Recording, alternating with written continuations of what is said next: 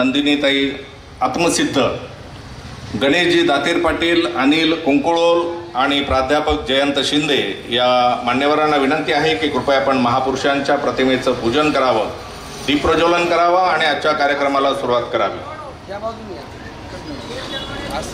मी अविवेकाची काजळी फेडून विवेक दीप उजळी ते योग्या पाहे दिवाळी निरंतर असा हा दीप या ठिकाणी प्रज्वलित केला जात आहे।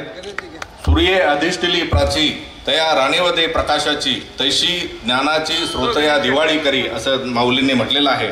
आणि ज्ञानाची दिवाळी खऱ्या अर्थाने विचारांवर आलेली काजळी काढण्यासाठी आवश्यक असते आणि म्हणून हा दीप प्रज्वलित केला जात आहे।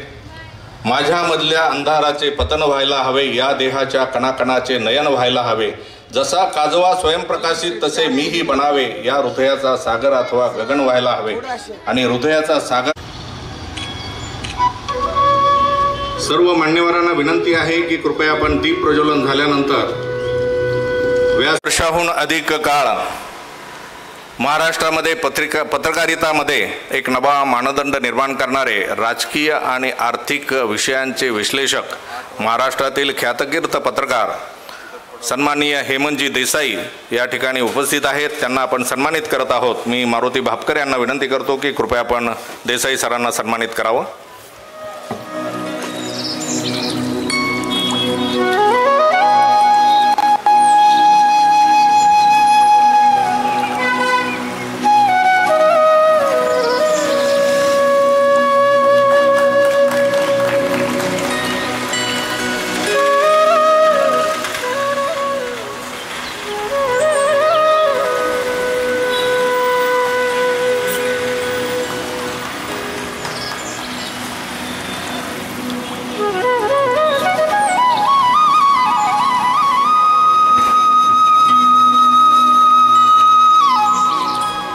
या ठिकाणी जे पुढील जे सन्मान होणार आहेत ते दत्तात्रय मरळीकर, सुरेश बावनकर, अशोक महाजन, परशुराम रोडे आणि शिवभक्त यांच्या शुभास्ते होणार आहेत। त्यांनी एकेकाने येऊन पुढील सन्मान करावेत। आपल्या सर्वांमध्ये उपस्थित आहेत ज्येष्ठ लेखिका नंदिनीताई आत्मसिद्ध, ज्या भाषा, स्त्रीजीवन, संस्कार, संस्कृती आणि समाजकारण या विविध विषयावर त्यांनी लेखन केलेलं आहे। वृत्तपत्रामध्ये स्तंभलेखन केलेलं आहे आणि पुरोगामी चळवळीमध्ये ज्या कार्यरत आहेत अशा नंदिनीताई आत्मसिद्ध यांचाही सन्मान होत आहे।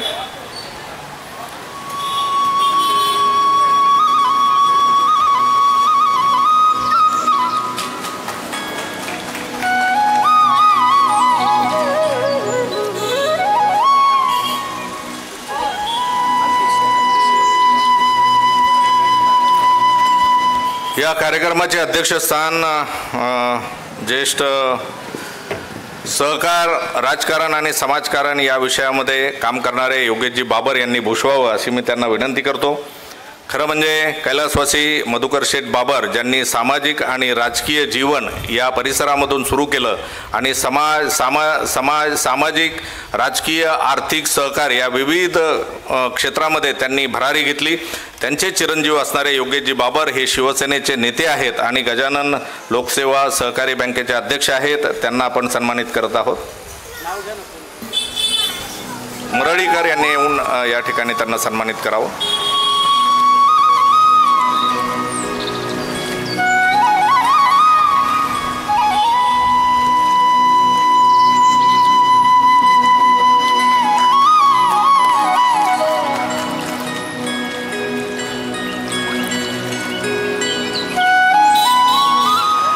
गणेशजी दातीर पाटील यांनाही सन्मानित करण्यात येत आहे। मी सुरेश बावनकर यांना विनंती करतो की कृपया आपण दातीर पाटील यांना सन्मानित करावं।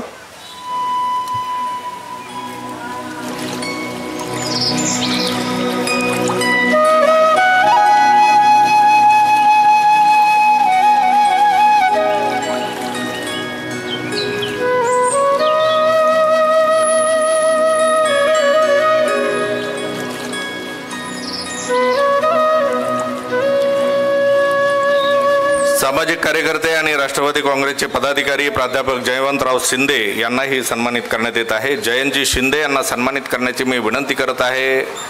परशुराम रोडे यांना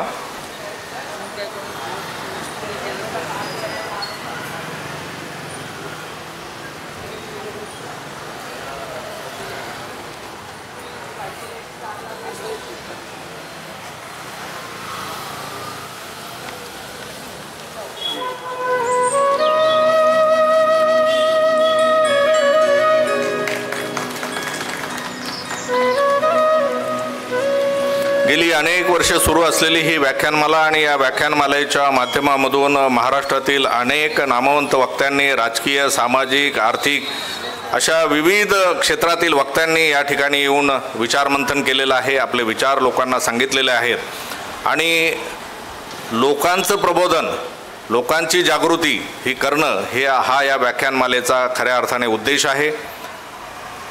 या व्याख्यानमालेचे मुख्य संयोजक असणारे मारुती भापकर यांना मी विनंती करतो की कृपया आपण प्रास्ताविकपर मनोगत व्यक्त करावं। युग प्रवर्तक छत्रपती शिवाजी महाराज, क्रांतीसूर्य महात्मा ज्योतिराव फुले, भारतीय राज्यघटनेचे शिल्पकार भारतरत्न डॉक्टर बाबासाहेब आंबेडकर या 3 महापुरुषांच्या जयंतीच्या निमित्तानं जय भवानी तरुण मंडळाच्या माध्यमातून शिव फुले शाहू आंबेडकर लोकमान्य व्याख्यानमाला मागच्या 25 वर्षापासून सर आम्ही या ठिकाणी चालवतो। या व्याख्यानमालेमध्ये महाराष्ट्रातील नव्हे तर देशातील अनेक मान्यवर, विचारवंत, साहित्यिक, लेखक, राजकीय विश्लेषक या ठिकाणी येऊन गेलेले आहेत। यामध्ये ज्येष्ठ समाजसेवक अण्णा हजारे, मेधाताई पाटकर, प्राध्यापक ND Patil sir, comrade Govind Pansare, आदरणीय प्रकाश आंबेडकर साहेब, तसेच या विभागातील आमच्या पिंपरी चिंचवड आणि पुणे विभागातील देखील अनेक मान्यवर, साहित्यिक, विचारवंत, पुण्यातले साहित्यिक, मुंबईचे साहित्यिक, योगेंद्र यादव दिल्लीचे, अरविंद केजरीवाल असे अनेक मान्यवर येऊन गेले। आज या ठिकाणी या व्याख्यानमालेचं 5वं पुष्प गुंफण्यासाठी आपण आमच्या मोहननगर परिसरात आलात, त्याबद्दल आमच्या मोहननगर आणि पिंपरी चिंचवड वासियांच्या वतीने मी आपलं मनपूर्वक स्वागत करतो। तसेच आजच्या कार्यक्रमाचे, या व्याख्यानाचे अध्यक्ष आमचे मित्र शिवसेना नेते योगेशजी बाबर, तसेच आमचे शिंदे साहेब, आमच्या रामनगर परिसरातील, मोहननगर परिसरातील शैक्षणिक संस्थेचे प्रमुख माननीय गणेश दातीर पाटील, राजेंद्र गावटेजी, उपस्थित सर्व श्रोते वर्गांनो, खरं तर या व्याख्यानमालेच्या माध्यमातून आपण या ठिकाणी दरवर्षी ही व्याख्यानमाला घेत असतो। अत्यंत प्रतिकूल परिस्थितीमध्ये ही व्याख्यानमाला आम्ही आयोजित करतो। व्याख्यानमाला आयोजित करत असताना या व्याख्यानमालेच्या सुरुवातीच्या 1 महिना अगोदर आम्हाला वक्त्यांचं नियोजन करावं लागतं, त्यांच्या तारखा घ्याव्या लागतात, या व्याख्यानमालेचं आर्थिक गणित बसवावं लागतं, आम्ही वर्गणी जमा करून हा कार्यक्रम करतो। आणि म्हणून या व्याख्यानमालेला आपल्या मोहननगर वासियांनी, पिंपरी चिंचवडकर वासियांनी उपस्थित राहून प्रतिसाद द्यावा, अशा प्रकारची माफक अपेक्षा आमची कायम असते। सर, निश्चित या व्याख्यानमालेमध्ये देखील अतिशय चांगला प्रतिसाद आमच्या भागातले लोक देतात। आज थोडी संख्या कमी दिसते, 2 आमचे या विभागातले लग्न असल्यामुळे काही लोक लग्नाला गेलेले आहेत, परंतु मला खात्री आहे की या ठिकाणी आपण बोलायला उभा राहिल्यानंतर या ठिकाणी चांगल्यापैकी श्रोतेवर्ग या ठिकाणी उपस्थित राहील। खरं तर आम्ही व्याख्यानमाला आयोजित करत असताना, ही व्याख्यानमाला या ठिकाणी होत असताना आपल्या पिंपरी चिंचवड शहराची दशा आणि दिशा, आपल्या महाराष्ट्राची दशा आणि दिशा आणि आपल्या भारत देशाची दशा आणि दिशा ही जनतेसमोर आली पाहिजे। आणि पिंपरी चिंचवड शहरामध्ये जो काळा बाजार चाललेला आहे, प्रचंड तिजोरीची लूट चाललेली आहे, महानगरपालिकेच्या करदात्यात नागरिकांच्या तिजोरीवरती दिवसा डवळ्या दरोडे घातले जात आहेत, असे प्रकार आमच्या महापालिकेच्या स्तरावरती सुरू आहेत। पवना इंद्रायणी मुळा नदीच्या संदर्भात नदी सुधार प्रकल्पाच्या नावावरती त्या ठिकाणी 7,000 कोटी रुपये खर्च केले जात आहेत। नदीची जैवविविधता नष्ट केली जाते, त्या ठिकाणी नदीचं पात्र 280 ते 260 मीटर असताना ते 80 मीटर केलं जाते। त्या विरोधात आम्ही मागच्या 2-3 महिन्यापासून त्या ठिकाणी संघर्ष करतोय। कालच मला वाटतं सकाळी मला पोलीस घेऊन घेऊन गेले आणि मुख्यमंत्री आळंदीत येणार होते म्हणून ते परत गेल्यानंतर सोडलं मला. या शहरामध्ये या राज्याचा मुख्यमंत्री आला, या राज्याचा उपमुख्यमंत्री आला. आम्ही कायम प्रश्न विचारतो की आमच्या शहरातले अनधिकृत बांधकाम अधिकृत करू अशा प्रकारचं अभिवचन तुम्ही 2017ला दिलं होतं. त्याचं काय झालं? शास्तीकर माफ करू म्हटले होते, शास्तीकर माफ झाला, मात्र घरं नियमित झाली नाही. या महानगरपालिकेच्या हद्दीतून जाणाऱ्या नद्या प्रचंड प्रदूषित आहेत. एसटीपी प्लांटच्या माध्यमातून या नद्याचं पहिल्यांदा या दूषित पाण्याचं जवळपास 650 MLD पाणी जे आहे हे पाणी शहरातनं सांडपाणी जातं. मैला मिश्रित पाणी, दूषित पाणी, रासायनिक मिश्रित पाणी, केमिकल युक्त पाणी नद्यांमध्ये जातं सर. आणि या नद्या अक्षरशः गटार गंगा झालेल्या आहेत. आणि म्हणजे 7,000 कोटी तुम्ही नदीचे पात्र सिमेंट त्या ठिकाणी कॉन्क्रिटीकरण करण्यापेक्षा तुम्ही या नद्यांच्या मध्ये जे पाणी मिक्स होतंय त्याच्यावरती एसटीपी प्लांट बनवा, प्रक्रिया करा, नदी शुद्ध पाणी सोडा, म्हणजे शुद्ध नद्या या ठिकाणी वाहतील. आणि पुढे उजनीला जे शेतकरी तडफडून मारतायत त्यांची शेती आणि शेतकरी उद्ध्वस्त होत आहेत, त्या शेतीवर देखील चांगला परिणाम होईल. असे महानगरपालिकेचे हजारो कोटीचे भ्रष्टाचार आम्ही काढतोय सर. गवळी माता ते इंद्रायणी नगर हा 1.25 किलोमीटरचा रस्ता, सिमेंट रस्ता, जैनजी 82 करोड रुपये त्यावरती खर्च केले जात आहेत. 1 किलोमीटर रस्त्याला, 1.25 किलोमीटर रस्त्याला 82 करोड खर्च केले जात आहेत. या महानगरपालिकेमध्ये राज्यकर्ते ठेकेदार झालेले आहेत, राज्यकर्ते ठेकेदार झालेले आहेत.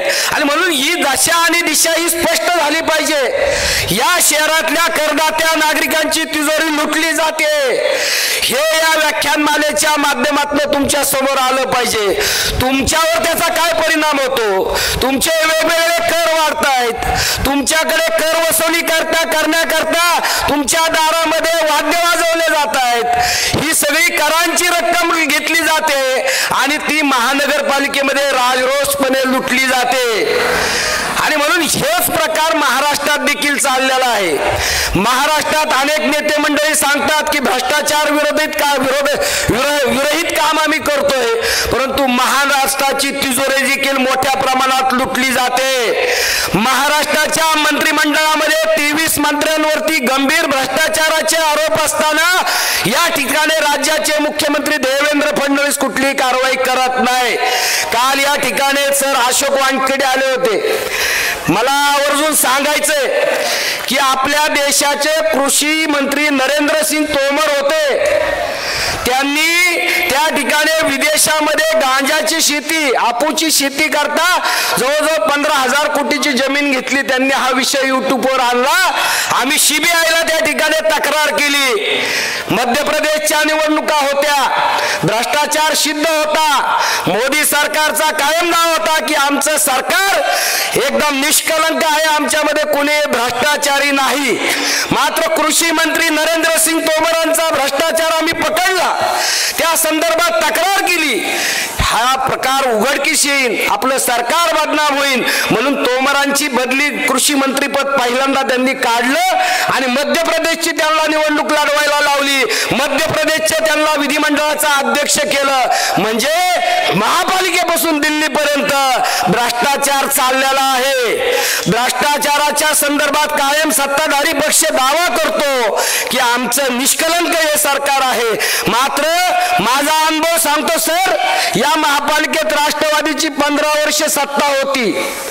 आम्ही त्यांच्या विरोधात लढत होतो, त्यांच्या विरोधात आंदोलन करत होतो, त्यांच्या विरोधात संघर्ष करत होतो. तेही भ्रष्टाचार करत होते. मात्र मागच्या 2017 पासून भारतीय जनता पक्षाच्या काळामध्ये राष्ट्रवादीपेक्षा 3 पट अधिक भ्रष्टाचार भाजपच्या सरकारच्या काळात झालाय. प्रशासकीय राजवटीमध्ये आयुक्त महापौर आहेत, आयुक्त प्रशासक आहेत, आयुक्त स्टँडिंग चालवतात, आयुक्त GB चालवतात. या आयुक्तांनी या महापालिकेच्या तिजोरीवरती प्रशासकीय राजवटीमध्ये देखील प्रचंड लूट केलेली आहे. आणि म्हणून या सगळ्या विषयाच्या संदर्भात चर्चा विनिमय झाला पाहिजे। तुम्ही या शहराचे करदाते नागरिक म्हणून तुमची भूमिका ठरली पाहिजे। त्याच पद्धतीने छत्रपती शिवराय फुले शाहू आंबेडकर या महापुरुषांचा वारसा घेऊन पुढच्या काळात आपण यावरती प्रतिक्रिया देणारे झालो पाहिजे। अशा प्रकारची अपेक्षा ठेवून आपल्यामध्ये परिवर्तन झालं पाहिजे। आपण यावरती प्रतिक्रिया दिली पाहिजे, आवाज उठवला पाहिजे। आमच्या सारखे कार्यकर्ते ज्यावेळी लढतात, संघर्ष करतात, त्यावेळी आपला बहुमूल्य वेळ खर्ची घालून त्या ठिकाणी आमच्या बरोबर तुम्ही आला पाहिजेत, आम्हाला पाठिंबा दिला पाहिजे, आम्हाला आशीर्वाद दिला पाहिजे। यासाठी आम्ही या ठिकाणी या व्याख्यानमाला आयोजित करत असतो। या महापालिकेच्या तिजोरीचं रक्षण करणारे लोकप्रतिनिधी महापालिकेत नगरसेवक म्हणून गेले पाहिजेत। या विधिमंडळामध्ये विधिमंडळाच्या तिजोरीचं रक्षण करणारे आमदार विधिमंडळात गेले पाहिजेत। या संसदेमध्ये संसदेची तिजोरीचं रक्षण करणारे खासदार गेले पाहिजेत। त्या ठिकाणी दरोडे घालणारे लोक गेले नाही पाहिजेत। याची काळजी मतदारांनी घेतली पाहिजे। तशा प्रकारचं प्रबोधन आपलं झालं पाहिजे आणि म्हणून ही व्याख्यानमाला या ठिकाणी आम्ही आयोजित करत असतो। मी अधिकच यासाठी बोललो, लोकांची संख्या कमी होती। हेमंत देसाई सर हे ज्येष्ठ पत्रकार आहेत, राजकीय विश्लेषक आहेत, ते या ठिकाणी आज विषय मांडणार आहेत। महाराष्ट्राची दशा आणि दिशा, महाराष्ट्राचे पहिले मुख्यमंत्री कैलासवासी यशवंतरावजी चव्हाण ते विद्यमान मुख्यमंत्री देवेंद्र फडणवीस यांच्या संदर्भात त्या ठिकाणी ते आपली मांडणी करतील। त्याचबरोबर महाराष्ट्रात ज्या काही जुन्या घडामोडी घडलेल्या आहेत त्या संदर्भात देखील विश्लेषण करतील, अशा प्रकारची अपेक्षा व्यक्त करतो आणि हे लांबलेलं प्रस्ताविक याच ठिकाणी थांबवतो। धन्यवाद। जय हिंद, जय महाराष्ट्र, जय भीम, जय शिवराय। भगीरथ प्रयत्नांनी सामान्यांपर्यंत पोहोचवत असताना भ्रष्टाचाराची गटारे त्याला मिसळत असतात आणि या भ्रष्टाचाराच्या विरुद्ध जनतेने आवाज उठवला पाहिजे आणि खऱ्या अर्थाने एक निर्मळ प्रशासन निर्माण केलं पाहिजे असं मारुतरावांनी सांगितलं। आणि नद्यांच्या प्रदूषणावर खास करून त्यांनी या ठिकाणी सांगितलेलं आहे। नगरीची रचावी, जलाशय निर्मावी, महावने लावावी लावावीत त्या काळी माऊलीने सांगितलेलं आहे, पण आज आपण त्याच नद्या ह्या गटारगंगेच्या स्वरूपामध्ये आहेत। त्यासाठी जनक्षोभ आणि जन आंदोलन महत्त्वाचं आहे हे अधोरेखित मारुतराव भापकर यांनी आपल्या प्रास्ताविक मनोगतामधून केलेलं आहे। आजच्या या 5व्या पुष्पाचं अध्यक्षस्थान भूषवणारे शिवसेनेचे नेते आणि गजानन लोकसेवा सहकारी बँकेचे अध्यक्ष योगेशजी बाबर यांना मी विनंती करतो की कृपया आपण अध्यक्षीय मनोगत व्यक्त करावं।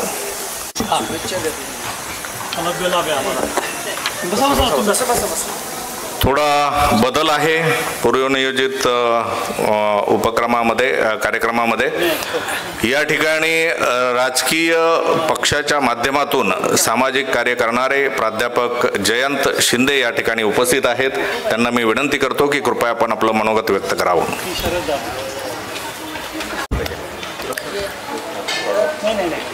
आपल्या मोहोळनगरच्या परिसरामध्ये जय भवानी तरुण मंडळाच्या माध्यमातून शिव फुले शाहू आंबेडकर ही विचारधारा जपणारे आणि जोपासणारे या नगरीचे माजी नगरसेवक आणि मूलतः ज्यांचा पिंड पुरोगामी विचारधारेचा आहे असे आपल्या सगळ्यांचे सन्मित्र मारुतराव भापकरांनी ही व्याख्यानमालेची जी ज्योत आहे ती प्रज्वलित राहील आणि समाजामध्ये काम करताना अंतर्मनाचा जो ज्ञानदीप आहे त्याला काजळी लागू नये, ती काजळी दूर व्हावी यासाठी हा प्रयत्न केला। हा स्तुत्य प्रयत्न आहे। एका चळवळ घेऊन पुढे जाणाऱ्या, परिवर्तनवादी विचारधारा घेऊन पुढे जाणाऱ्या, समाज परिवर्तनाचं प्रभावी माध्यम राजकारण म्हणून राजकारणात चांगली माणसं आली पाहिजे अशा पद्धतीचा सातत्यपूर्ण प्रयत्न करणाऱ्या मारुती भापकरांच्या या वैचारिक प्रयत्नांना पाठबळ लाभावं आणि त्यासाठी अनुमोदन देण्याकरता मी व्यासपीठावरती उभा आहे। आजच्या व्याख्यानाचं हे 5वं पुष्प गुंफण्याचा मान ज्येष्ठ राजकीय विश्लेषक, लेखक आणि त्यांची एक वेगळी बाजू जी आहे, ज्यांनी अमिताभ बच्चन यांचं आत्मचरित्र जे आहे, चरित्र जे आहे, शहेनशाह नावाचं ज्यांनी लिहिलं ते हेमंतजी देसाई आज हे पुष्प गुंफणार आहेत. अमिताभ बच्चन यांचं शहेनशाह नावाचं चरित्र त्यांनी लिहिलं, पण त्या अगोदर बाबू मोशाय या नावानं हेमंतजी वेगवेगळ्या चित्रपटांचं परीक्षण लिहायचे आणि कॉलेजच्या वयामध्ये ते परीक्षण वाचून तो पिक्चर पाहायला जाणारी जी पिढी होती त्या पिढीचा प्रतिनिधी म्हणून मी या व्यासपीठावरती आज उभा आहे. योगेशजी बाबर आहेत आणि सिद्धहस्त लेखिका नंदिनी आत्मसिद्धय्या आहेत, दातीर पाटील आहेत. हेमंतजी आमच्या मारुतरावांच्या प्रयत्नांना अधिक गती लाभावी म्हणून आम्ही सातत्यानं मारुतरावांचा प्रवास पाहत असतो. आजचा विषय सुंदर आहे, दशा आणि दिशा. दशेला दिशा प्राप्त व्हावी आणि आशेला आशय प्राप्त व्हावा अशा प्रकारचा प्रयत्न सातत्यानं गावठे सर आपण सगळे मिळून करतोय.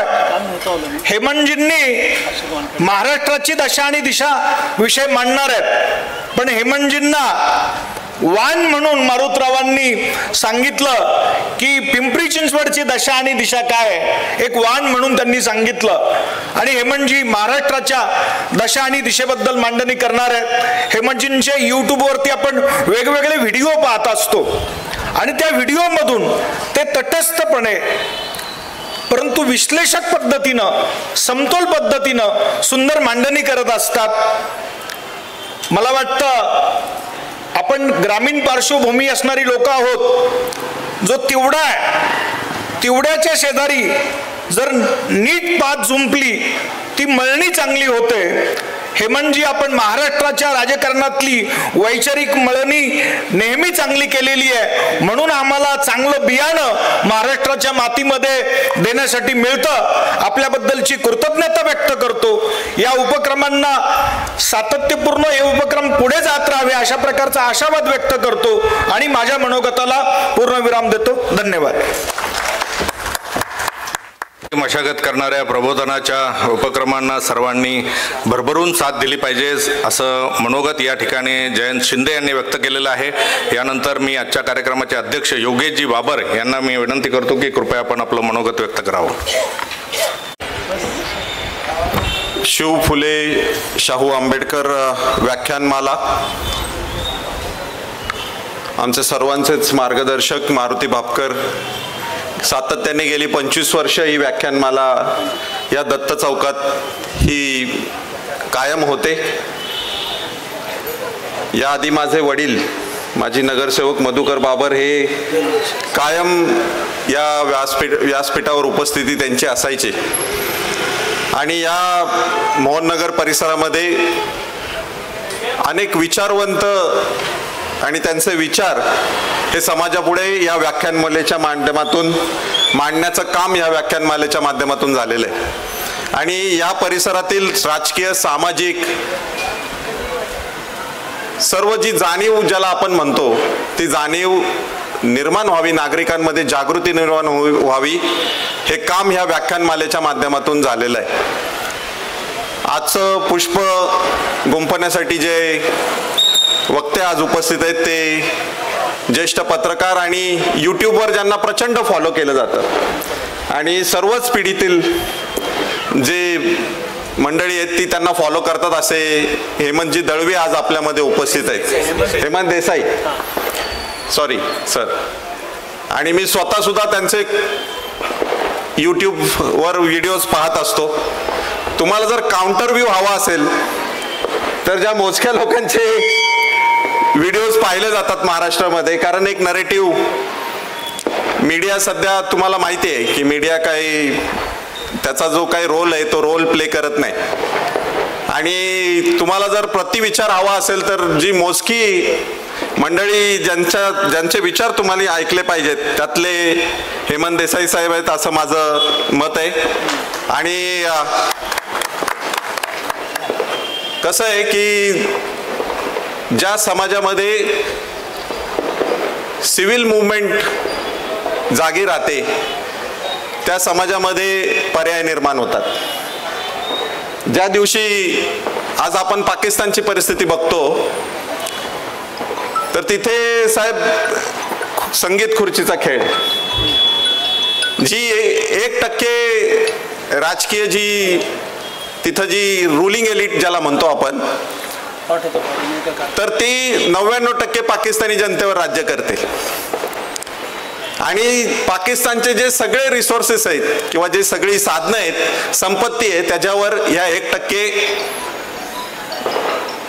रुलिंग एलिटचं आधिपत्य आहे आणि ते 99% जनता ही वेठबिगार आहे. आणि तिथं काय होतं, बदल झाला म्हणजे काय होतो, तर ह्यातलाच एक राजा जातो आणि दुसरा राजा येतो. जनतेच्या मनात जे अपेक्षित बदल आहे तो बदल काही घडत नाही, नवीन व्यवस्था निर्माण होत नाही, नवीन पर्याय निर्माण होत नाही. आणि त्याचं कारण हे आहे की तिथं नागरिकांसाठी आणि नागरिकांमधून, समाजामधून निर्माण होणारे जे पर्याय आहेत, त्या पर्यायाला जी जमीन लागते ती जमीन बंजर झालेली आहे. आणि म्हणून तिथं नवीन पर्याय निर्माण होऊ शकत नाही. आपली वाटचाल, जरी आपण लोकशाहीवादी देश असलो तरी आपली वाटचाल त्याच दिशेने चालू आहे. आणि त्यामुळं महत्व या व्याख्यानमालेचं आणि देसाई साहेबांचं महत्व वेगळं आहे की ती जी समाजातून पर्याय निर्माण करण्याची जी वेगळा विचार देण्याची, परिस्थितीला वेगळ्या पद्धतीनं बघण्याची, व्यवस्थेकडे वेगळ्या पद्धतीनं बघण्याची जी नजर आहे, ती नजर जिवंत ठेवण्याचं काम देसाई साहेबांच्या माध्यमातून होतं असं मला वाटतं. आणि म्हणून त्यांचं महत्व आहे. आणि जोपर्यंत त्यांच्यासारखी लोक त्यांचं काम निष्ठेने आणि समाजहित, देशहित, महाराष्ट्राचं हित डोळ्यासमोर ठेवून करतात, तोपर्यंत आपल्या सगळ्यांना आशा आहे. आणि आमच्या सगळ्या तरुण कार्यकर्त्यांसाठी एक आशेचा किरण तुम्ही आहात सर. याच पद्धतीनं पिंपरी चिंचवड शहरामध्ये सुद्धा परिस्थिती काही असो, संख्याबळ असो नसो, महापालिकेच्या कारभारावर सातत्यानं नागरिकांच्या बाजूनं, नागरिकांची जी काही भावना आहे, मग ती व्यवस्था असेल, काम करण्याची पद्धत असेल, भ्रष्टाचार असेल, याच्यावर सातत्यानं कोणी आवाज उठवत असेल तर ते मारुती बापकर साहेब आहेत. आणि ते जे काम ज्या निष्ठेने करतात त्याच निष्ठेने ते हे विचारांचं सुद्धा जे मांडणी आहे ती सुद्धा त्याच्या बाबतीत जी त्यांची निष्ठा आहे ती सुद्धा तेवढ्याच तडफेने ते कार्यरत आहेत. म्हणून ही समोर प्रेक्षक किती आहेत याचा विचार न करता आपल्यान हे व्रत हातात घेतलेलं आहे आणि ते व्रत आपण शेवटपर्यंत पार पाडलं पाहिजे. याच्यातून, या भूमिकेतून तेही व्याख्यानमाला सातत्याने करतात. त्यांचंही मला या ठिकाणी अभिनंदन करावं असं वाटतं, कारण ते हे व्यासपीठ निर्माण करतात. इथं समोर बसलेल्या प्रेक्षकांना एक वेगळा विचार, जो मीडियाच्या विरोधात, जो आता वेठबिगार झालेला मीडिया असेल, सरकारकडून होणाऱ्या ज्या कामाची जी पद्धत असेल याच्या विरोधात जो आवाज आहे तो आवाज, त्याला व्यासपीठ निर्माण करून देण्याचं काम ते करतात. आमच्या शहरातले पण अनेक प्रश्न त्यांनी या ठिकाणी मांडले. भ्रष्टाचार तर निश्चितपणे त्याला तर आता मी असं म्हणेन की नवीन पिढीला मला सांगायचं की त्याला आपण अधिष्ठान दिलेलं आहे. हे होता कामा नाही. भ्रष्टाचाराला आपण अधिष्ठान देता कामा नये, त्याला आपण आपलं चलन करता कामा नये.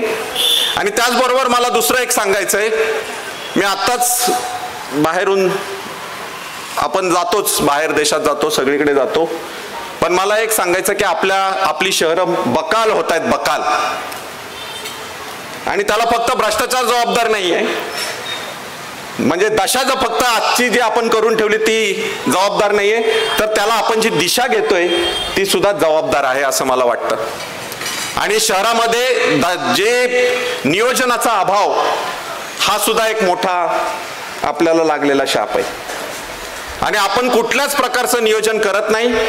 नियोजनाअभावी या शहरामध्ये रस्ते तयार होतात, नियोजनाअभावी या शहरामध्ये सांडपाण्याची व्यवस्था निर्माण होते, नियोजनाअभावी या शहरामध्ये अनेक गोष्टी केल्या जातात.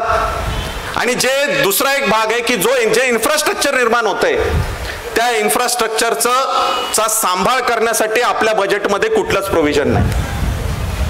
म्हणजे हॉकीचं स्टेडियम निर्माण करतो आपण, पण ते हॉकीचं स्टेडियम हे सातत्यानं जागतिक दर्जाचे खेळाडू निर्माण करेल म्हणून त्याच्यासाठी बजेटिंग मात्र आपल्या दरवर्षीच्या बजेटमध्ये कुठल्याही प्रकारचं नियोजन नसतं. आपल्याकडे तुम्ही जर पाहिलं तर सगळे मोजणी जी केलेली आहे ती ब्रिटिशांनी केलेली आहे.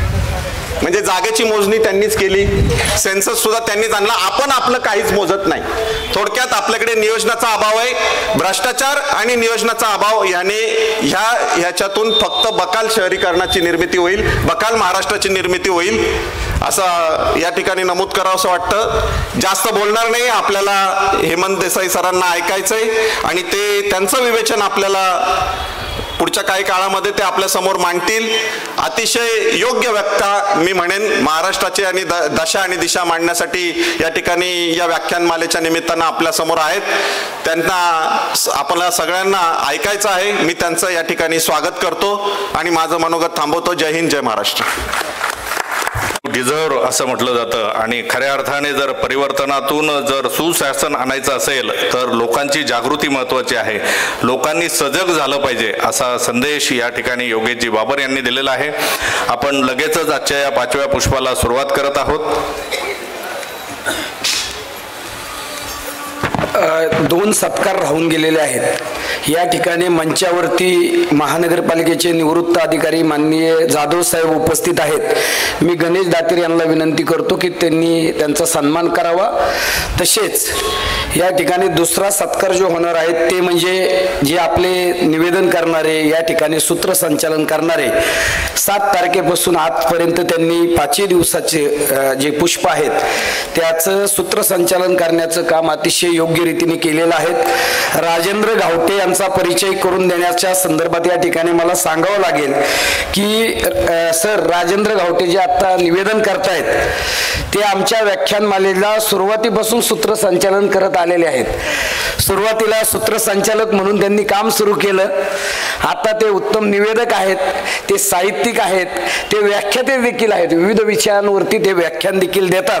ते सध्या पिंपरी चिंचवड साहित्य मंचाचे अध्यक्ष आहेत. पिंपरी चिंचवड व्याख्यानमाला समन्वय समितीचे कार्यवाह आहेत. राजश्री शाहू वाचनालय शाहूनगर येथे उपाध्यक्ष आहेत. नवयुग साहित्य शैक्षणिक मंडळ पिंपरी चिंचवड उपाध्यक्ष, साहित्य संवर्धन समिती पिंपरी चिंचवड याचे ते उपाध्यक्ष आहेत. संस्कृती संवर्धन महासंघ चिखली विभाग त्याचे ते उपाध्यक्ष आहेत. स्वातंत्र्यवीर सावरकर प्रतिष्ठान राजे संभाजीनगर चिंचवड तिथले ते सचिव आहेत, माननीय सचिव आहेत. आणि मुख्य सल्लागार अभिनव सोशल फाउंडेशन व शिवतेज प्रतिष्ठान अशा पदांवर काम करणारे व्यक्तिमत्व आहेत. स्पॅको कंपनीचे ते मॅनेजर असताना इथंच ते सर्व्हिसला असायचे. आमचा परिचय, मी तिथं टेम्पररी म्हणून कामगार म्हणून काम करायचो, तेव्हापासूनचा त्यांचा माझा परिचय. सुरुवातीपासून अनेक वर्षापासून या व्याख्यानमालेचं सूत्रसंचालन त्यांनी अतिशय उत्तमरित्या त्यांच्या ओघवत्या अमृतवाणीतून केलेलं आहे. त्याबद्दल या ठिकाणी मी सरांनाच विनंती करतो की सरांच्या हस्ते स्मृतिचिन्ह, शाल, श्रीफळ देऊन त्यांचा या ठिकाणी त्यांनी सन्मान करावा.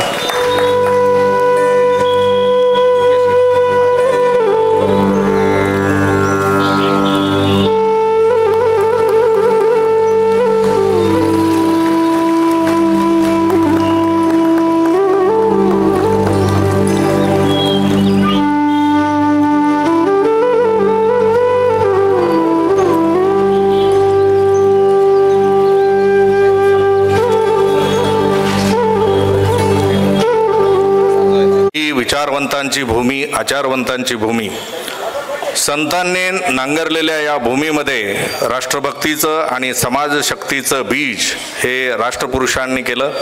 अनेक समाज धोरीण या भूमीमध्ये निर्माण झाले, संत निर्माण झाले, राष्ट्रपुरुष निर्माण झाले आणि संपूर्ण भारतवर्षाचा खडगहस्त बनण्याचं काम हे महाराष्ट्राने केलेलं आहे. राजकारण, समाजकारण, अर्थकारण, उद्योग या सर्व क्षेत्रामध्ये भारतातील 1 नंबरचं राज्य जर कुठलं असेल तर ते महाराष्ट्र राज्य आहे. आणि या महाराष्ट्र राज्याच्या स्थापनेनंतरचा जी महाराष्ट्राची दशा आणि दिशा आहे, म्हणजे अगदी पहिले मुख्यमंत्री यशवंतराव चव्हाण यांच्यापासून ते सध्याचे मुख्यमंत्री देवेंद्रजी फडणवीस इथपर्यंतचा कार्यकाळ आज आपण या 5व्या पुष्पाच्या निमित्तानं आपण सर्वजण ऐकून घेणार आहोत. आणि आज आपल्या सर्वांमध्ये उपस्थित आहेत ज्येष्ठ पत्रकार, राजकीय विश्लेषक आणि आर्थिक विश्लेषक असणारे हेमंतजी देसाई. देसाई सरांना 5 दशकांचा त्यांना अनुभव आहे. महाराष्ट्रातील एक ख्यातनाम राजकीय आणि आर्थिक विश्लेषक म्हणून ते प्रसिद्ध आहेत. ज्येष्ठ संपादक आहेत. अनेक वैचारिक लेखांचं आणि अग्रलेखांचं त्यांनी लेखन केलेलं आहे. विविध वृत्तपत्रातून सदर आणि स्तंभलेखन केलेलं आहे. त्यांची अनेक वैचारिक पुस्तकं प्रसिद्ध आहेत. सध्या यूट्यूबर म्हणून आत्ताच अनेक वक्त्यांनी सांगितलं की यूट्यूबर म्हणून ते लाखोंच्या संख्येने लोक त्यांच्या यूट्यूबवर पाहत असतात. उत्कृष्ट अशा पद्धतीचे अध्यापक आहेत. नामवंत व्याख्याते आहेत. महाराष्ट्रातील अनेक नामवंत व्याख्यानमाला, मग वसंत व्याख्यानमाला असेल आणि संपूर्ण महाराष्ट्रामध्ये ज्या ज्या नामवंत व्याख्यानमाला आहेत त्या सर्व व्याख्यानमालामध्ये त्यांची व्याख्यानं झालेली आहेत. अनेक दूरचित्रवाणीवरील अनेक वाहिन्यावरील अनेक चर्चांमध्ये आपण त्यांचं राजकीय विश्लेषण आणि समाज माध्यमातील सक्रिय लेखन आपण अनुभवलेलं आहे. अनेक दैनिकामध्ये त्यांनी आर्थिक पत्रकारिता केलेली आहे. आणि हे विशेष करून सांगावं लागेल की दैनिकामध्ये आर्थिक गोष्टींची पत्रकारिता सुरू करणारी पहिली व्यक्ती म्हणजे हेमंत देसाई. आणि आज आपण पाहतो की अनेक दैनिकांनी अर्थकारणावरती स्वतंत्र असे पानं काढलेले आहे, स्वतंत्र अशा पुरवण्या काढलेल्या आहेत. महाराष्ट्र टाइम्समध्ये ते 26 वर्ष कार्यरत होते. लोकमत, सकाळ, महानगर, प्रभात, नवशक्ती, साधना अशा अनेक वृत्तपत्रांमधून त्यांनी लेखन केलेलं आहे. आणि खऱ्या अर्थाने चित्रपट विषयामध्ये सुद्धा त्यांनी विपुल लेखन केलेलं आहे. आणि आपण आनंद चित्रपटातला डायलॉग आपल्या सर्वांना माहिती आहे, जिंदगी बडी होनी चाहिए, लंबी नहीं. बरोबर आहे. तर तो जो डायलॉग आपण ऐकलेला आहे तो बाबू मोशाय. आणि बाबू मोशाय या टोपण नावाने ते चित्रपट विषयक लिखाण करत असतात. ते उत्कृष्ट कादंबरीकार आहेत. त्यांच्या काही कादंबऱ्यांना पुरस्कार सुद्धा मिळालेले आहेत. मोदी पर्वावरती अंधायुग आणि मनमोहन पर्व हे मनमोहन सिंग यांच्या पर्वावरती लिहिलेलं त्यांचे पुस्तकं ही प्रसिद्ध आहेत. अमिताभ बच्चन यांच्यावर लिहिलेलं पुस्तक सुद्धा प्रसिद्ध आहे. आणि आजवर 20 पेक्षा जास्त पुस्तकांचं त्यांनी लेखन केलेलं आहे. असे चतुरस्र पत्रकार, उत्कृष्ट लेखक, उत्कृष्ट स्तंभ लेखक, उत्कृष्ट कादंबरीकार असणारे सन्माननीय हेमंत देसाई यांना मी विनंती करतो की आजच्या या विचार पुष्पाला आपण सुरुवात करावी. आजचा विषय आहे महाराष्ट्राची दशा आणि दिशा, यशवंतराव ते देवेंद्र. आपण टाळ्यांच्या गजरामध्ये ज्येष्ठ पत्रकार हेमंत देसाई यांचं स्वागत करूया. नमस्कार. पिंपरी चिंचवडच्या समस्त नागरिकांना आणि तुम्ही जे उपस्थित राहिलात वेळात वेळ काढून रविवारी एखादा सिनेमा नाटक न बघता इथे आलेला आहात त्याबद्दल तुम्हाला आधी धन्यवाद देतो. माझा अत्यंत सविस्तर आणि जरा जास्तच परिचय करून दिल्याबद्दल राजेंद्र घावटे यांना प्रथम धन्यवाद देतो. ते कधीही संजय राऊत म्हणून खपू शकतील अशा प्रकारचं पण त्यांचं बोलणं मात्र वेगळं आहे. संजय राऊत आणि त्यांच्यामध्ये फरक येतो.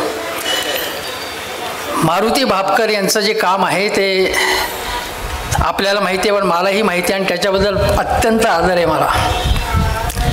ज्या लोकांबद्दल महाराष्ट्रात मला कमालीचा आदर आहे त्यामध्ये त्यांचं एक नाव समाविष्ट होतं. जी माणसं टेलिव्हिजनवरती कमीत कमी दिसतात आणि अधिक कृतिवीर असतात त्यांना मी माझ्या अंतःकरणामध्ये सलाम ठोकत असतो. मग जेव्हा संधी मिळेल तेव्हा त्यांना भेटतो, बोलतो आणि मला एक नवा हुरूप येतो.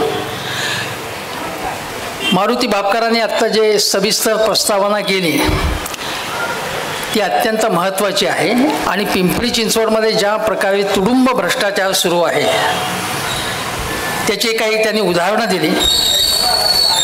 आणि आपण पाहिलं असेल की मला आठवते की पिंपरी चिंचवडमध्येच स्थायी समितीचे जे अध्यक्ष होते त्यांना अटक झालेली होती. त्याचा पुढचा तपशील मला माहिती नाही आहे, पण असे अनेक कर्तृत्ववान लोक या इथे असतील याच्याबद्दल माझ्या मनात शंका नाही. नदी पात्रामधली ज्या प्रकारची बांधकामं, कॉन्क्रिटीकरण आणि त्यामध्ये तुडुंब पैसा खाणं, हे पुण्यामध्ये मुठा नदीचं संवर्धनाच्या नावाखाली जे चालू आहे त्यामध्ये सुद्धा त्याच्याबद्दल शंकेला वाव यावा अशी स्थिती आहे. मुंबईमध्ये मिठी नदी जी आहे, या मिठी नदीचं संवर्धन, स्वच्छता आणि गाळ उपसण्यामधनं अनेकांचे बंगले झाले, अनेकांनी इमले उभे केले त्याच्या बळावरती, आणि हे संपूर्ण कंत्राटदारांनी चालवलेलं हे राजकारण आहे हे आपल्याला माहिती आहे. आज आपल्याला जो बोलायचा विषय आहे तो वेगळा आहे. त्या विषयामध्ये शिरण्यापूर्वी, तो महाराष्ट्रव्यापी आहे, तो विषयात शिरण्यापूर्वी आजचा विषय जर देशपातळीवरचा असता तर त्याच्यावरती बोललो असतो, पण युद्ध थांबलेलं आहे याच्याबद्दल आपण आनंद व्यक्त केला पाहिजे. आणि सरकारच्या मागे आपण सगळेजण आहोत, सैन्य दलाच्या मागे आहोत, यात शंका नाही. परंतु युद्ध सुरू जेव्हा होतं आणि सुरू झालं होतं, सुरू होण्याची शक्यता होती, त्यावेळी अनेक वॉर एक्सपर्ट्स, युद्धतज्ञ टेलिव्हिजनवरनं समोर येऊन आता पाकिस्तानचे 4 तुकडे केले पाहिजेत, पाकिस्तान ताब्यात घेतला पाहिजे, पाकिस्तान बेचिराग केला पाहिजे, असं काय वाटेल ते बोलत होते. ते लोकांच्या अंगात एवढं स्फुरण चढलं होतं की पुण्यामध्ये सुद्धा मला अनेकांनी सांगितलं की वरण भात लिंबू खाता खाता लोक पाकिस्तानला अद्दल घडवण्याची भाषा करत होते. पाकिस्तानला अद्दल आपले सैन्य दल घडवणारे, पण ती अद्दल घडवताना एका सीमारेषा पलीकडे न जाण्याची जी भारताची परंपरा आहे, भूमिका आहे, तीच आपण पालन करत आहोत. आणि आंतरराष्ट्रीय नियम आणि संकेत जे पाकिस्तान उल्लंघन करतो सतत, आपल्याला भारताचा पाकिस्तान होऊन द्यायचा नाही आहे. त्यामुळे अशा प्रकारची आततायी भाषा आपण प्रथम थांबवली पाहिजे. जेवढं आपण अत्यंत आक्रमक आणि वाटेल ते बोलू, त्यामुळेच आपली देशभक्ती सिद्ध होते असं काही जणांना वाटत असलं तरी तसं ते नाही आहे. मुळात देशभक्ती सिद्ध करण्याची एक पहिली गोष्ट म्हणजे सगळ्या राजकीय नेत्यांनी पैसे कमीत कमी खाणं किंवा खायचेच नाहीत, त्यामध्ये देशभक्ती खरी आहे. माझ्या आयुष्यातली 26 वर्ष ज्या बिल्डिंगमध्ये घेतली, टाइम्स ऑफ इंडिया बिल्डिंग, त्या बिल्डिंगच्या शेजारी मुंबई महानगरपालिकेचं कार्यालय आहे, मुख्य कार्यालय, आणि तिथे दुपारी 2 वाजल्यानंतर मोठमोठ्या आलिशान गाड्या यायच्या आणि त्याच्यातनं कॉन्ट्रॅक्टर्स सगळे खाली उतरायचे, आणि कॉन्ट्रॅक्टर्स खाली उतरून मग त्यांच्या बैठका चालायच्या, निगोशिएशन चालायच्या, जवळच्या हॉटेल्समध्ये बैठका चालायच्या, आणि मोठमोठे व्यवहार व्हायचे जे आजही होत आहेत. विलासराव देशमुख स्थायी समितीला अंडरस्टँडिंग कमिटी असं म्हणत असत, आणि त्यांनी असं म्हटलं होतं की काँग्रेस, राष्ट्रवादी, रिपब्लिकन पक्ष असेल, शिवसेना, भाजप, हे सगळे पक्ष त्याच्यामध्ये एकत्र असतात आणि एकत्रपणे मिळून मिसळून तिथे स्थायी समितीमध्ये देशसेवा बजावत असतात त्यांच्या पद्धतीची. त्यामुळे याच्याबद्दल कोणी कोणाबद्दल बोटं मोडावं अशी स्थिती नाही. मी हे अतिशय जवळनं बघितलेलं आहे, आणि त्यामुळे कोणी कितीही म्हटलं की नवीन सरकार आलं की आम्ही महापालिकेतला सगळा गैरकारभार चव्हाट्यावरती आणू, अमुकाला तुरुंगात टाकू, तमुकाला तुरुंगात टाकू, तसं काहीही होत नाही आहे. आज मुंबई महानगरपालिकेच्या ज्या ठेवी होत्या, ज्या 90-92 हजार कोटी रुपयांच्या होत्या, त्या 10,000 कोटी रुपयांपेक्षा खाली आलेल्या आहेत, आणि अनेक नवे प्रकल्प हाती घेतल्यामुळे मुंबईसाठी महापालिकेचा खजिना रिता व्हायला लागलेला आहे. महापालिका आज मुंबई महानगरपालिका ही संपन्न महापालिका ओळखली जाते, पण कुठलीही महापालिका केव्हाही अशा प्रतापांमुळे आणि बेशिस्तीमुळे आणि भ्रष्टाचारामुळे कंगाल होऊ शकते, हे आपण लक्षात ठेवलं पाहिजे. आता जो मूळ विषय आहे त्या विषयाकडे वळतो, आणि तो महाराष्ट्राचा एकूण साधारणतः 65 वर्षाचा इतिहास म्हणणार नाही मी, पण त्याच्यातले महत्त्वाचे बिंदू जोडावेत असं मला वाटलं. महाराष्ट्राची स्थापना झाली त्याच्या अगोदर आपल्याला माहिती असेल की मुंबई राज्य होतं, आणि त्यावेळी नवीनच स्वातंत्र्य मिळाल्यामुळे देशाची एकात्मता धोक्यात येऊ नये म्हणून पंडित नेहरूंना आणि त्यांच्या सहकाऱ्यांना असं वाटत होतं की भाषिक राज्य आत्ता नको, काही वर्षांनी आपण ते बघू. परंतु नेहरूंना व्हिलनच्या खलनायकाच्या भूमिकेत ठेवलं गेलं. नेहरूंच्या प्रत्येक समर्थन करण्याचं कारण आहे, पण नेहरूंची एक व्यापक भूमिका अशी होती की इतक्यात त्या प्रश्नाला हात घालू नको, कारण देश अत्यंत गरीब आहे. अनेक नवे प्रकल्प आपल्याला आणायचे आहेत, मूलभूत उद्योग आणायचे आहेत, आपल्याला डॅम्स हवेत, कालवे हवेत आपल्याला. आणि परदेशी सहयोगाने अनेक कारखाने त्यांनी मूलभूत बेसिक इंडस्ट्रीज भारतामध्ये आणल्या. हे आपल्याला माहिती असेल कदाचित. 1947-48 सालीच भाषिक राज्यासाठी अशा प्रकारची मागणी झाल्यानंतर महाराष्ट्रातनं मागणी झाली, अन्य राज्यातनं मागणी व्हायला लागल्यावरती नेहरूंची ही भूमिका होती. परंतु काही वर्षांनी पुन्हा मागणी व्हायला लागली, तेव्हा संयुक्त महाराष्ट्र एक वेगळी समिती, जी संयुक्त महाराष्ट्र समिती नव्हे, दुसरी कमिटी जी होती ती शंकरराव देव यांच्या अध्यक्षतेखाली स्थापन झाली आणि त्यांनी महाराष्ट्रासाठी स्वतंत्र राज्य मुंबईसह अशा प्रकारची मागणी सुरू केली. ती मागणी रेटायला लागल्यानंतर त्याला विरोध व्हायला लागला. पण ज्यावेळी आंध्रच्या मागणीसाठी आंध्र राज्य पाहिजे स्वतंत्र म्हणून पोट्टी श्रीरामुलू नावाचे नेते उपोषणाला बसले, त्यात त्यांचं दुर्दैवाने निधन झालं. त्यानंतर भाषावार प्रांतरचना हवी म्हणून संपूर्ण देशात मागणी व्हायला लागली आणि ती मागणी व्हायल्यानंतर महाराष्ट्रात सुद्धा जोर प्राप्त झाला. पण ज्या 2 कमिशन्स नेमलेले होते, एक दार कमिशन होतं, दुसरं फजल अली कमिशन होतं, त्यांनी त्या मागणीला प्रतिसाद दिला नाही सकारात्मक. उलट एका आयोगाच्या शिफारसीनंतर महाराष्ट्र म्हणजे मुंबई राज्य होतं, मोरारजी देसाई हे मुख्यमंत्री होते.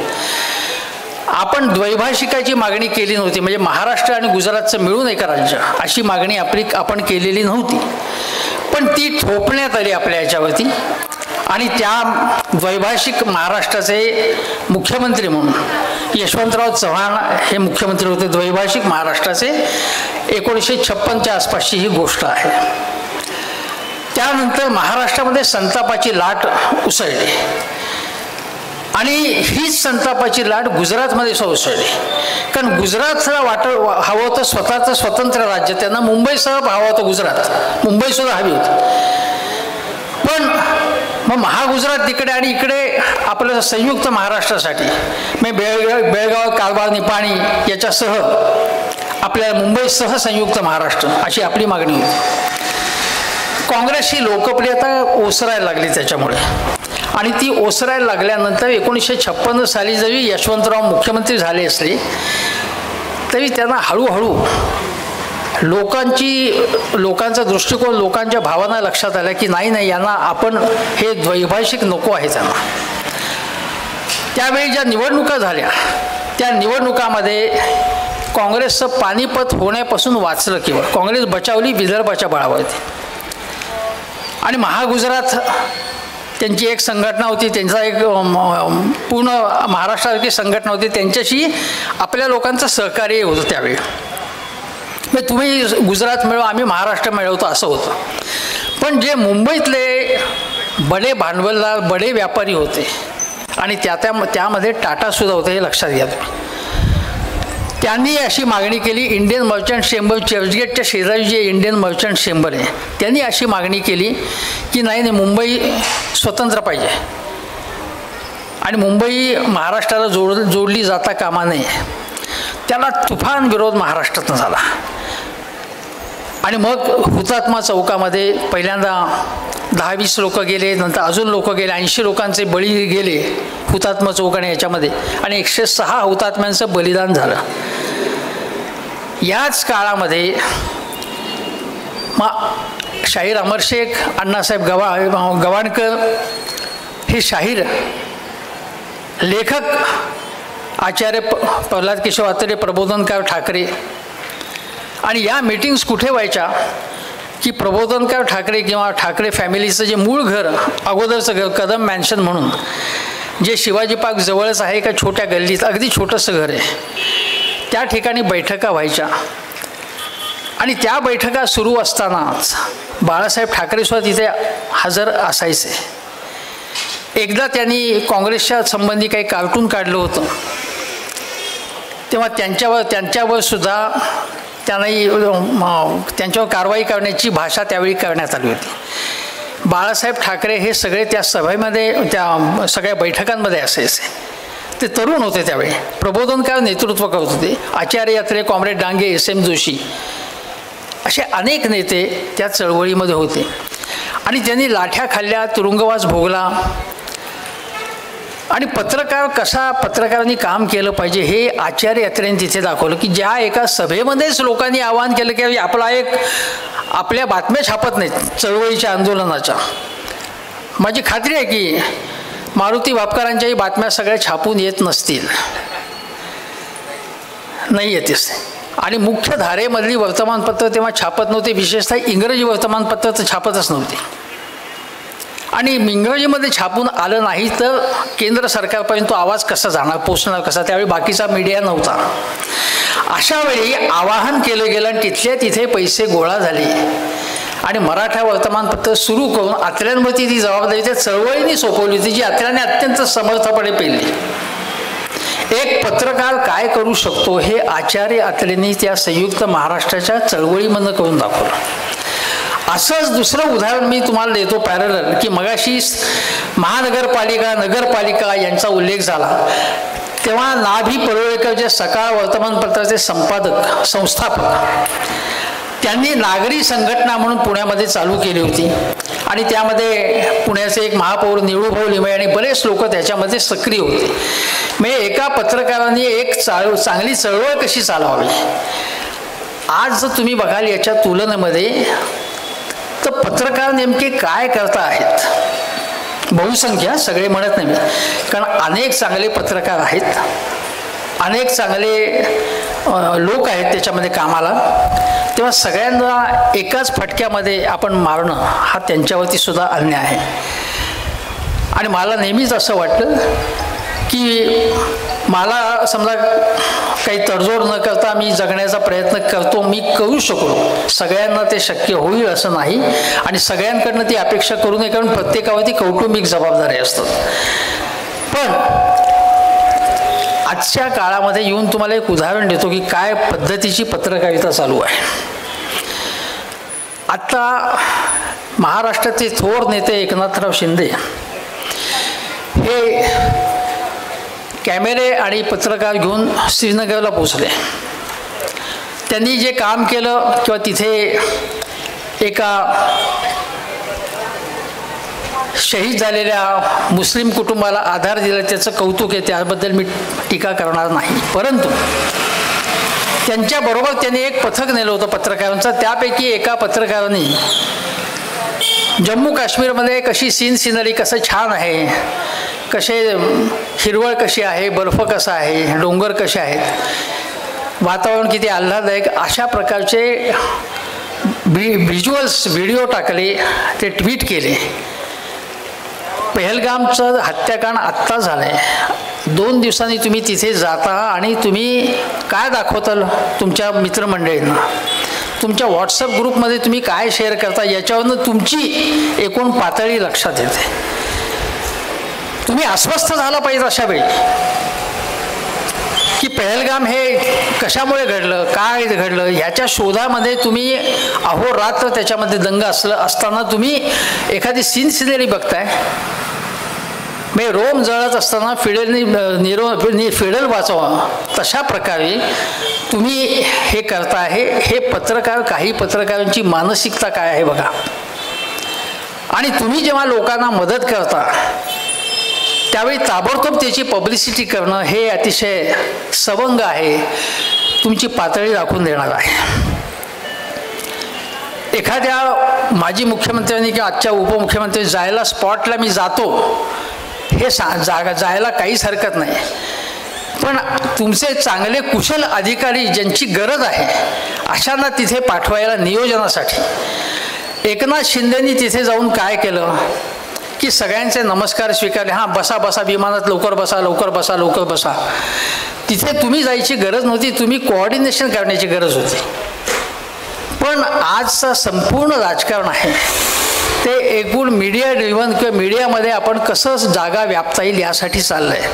हे मी आजच्या वर्तमान काळात यासाठी आलो की काय नेमकं चाललं आहे ते आपल्याला कळावं. पुन्हा मागे जातो आणि सांगतो की महाराष्ट्राची स्थापना झाल्यानंतर यशवंतराव चव्हाणांना महाराष्ट्रातले प्रख्यात कादंबरीकार आणि साहित्यिक माडखोलकर त्यांनी म्हटलं की हे मराठी माणसाचं राज्य असेल, मराठींचं राज्य असेल का मराठ्यांचं राज्य असेल, मग एका जातीचं एक जातीय राज्य असेल की मराठी माणसाचं राज्य असेल. तेव्हा यशवंतरावांनी त्यांना दिलासा दिला की हे म्हणजे मराठी माणसाचं राज्य असेल, याच्यामध्ये सगळे म्हणजे सगळ्या जाती समूहांचे सगळ्या धर्मांचे लोक त्यांचा आम्ही विकास करू, सर्वसमावेशक पद्धतीने विकास करू, अशा प्रकारची त्यांनी भाषा केली होती.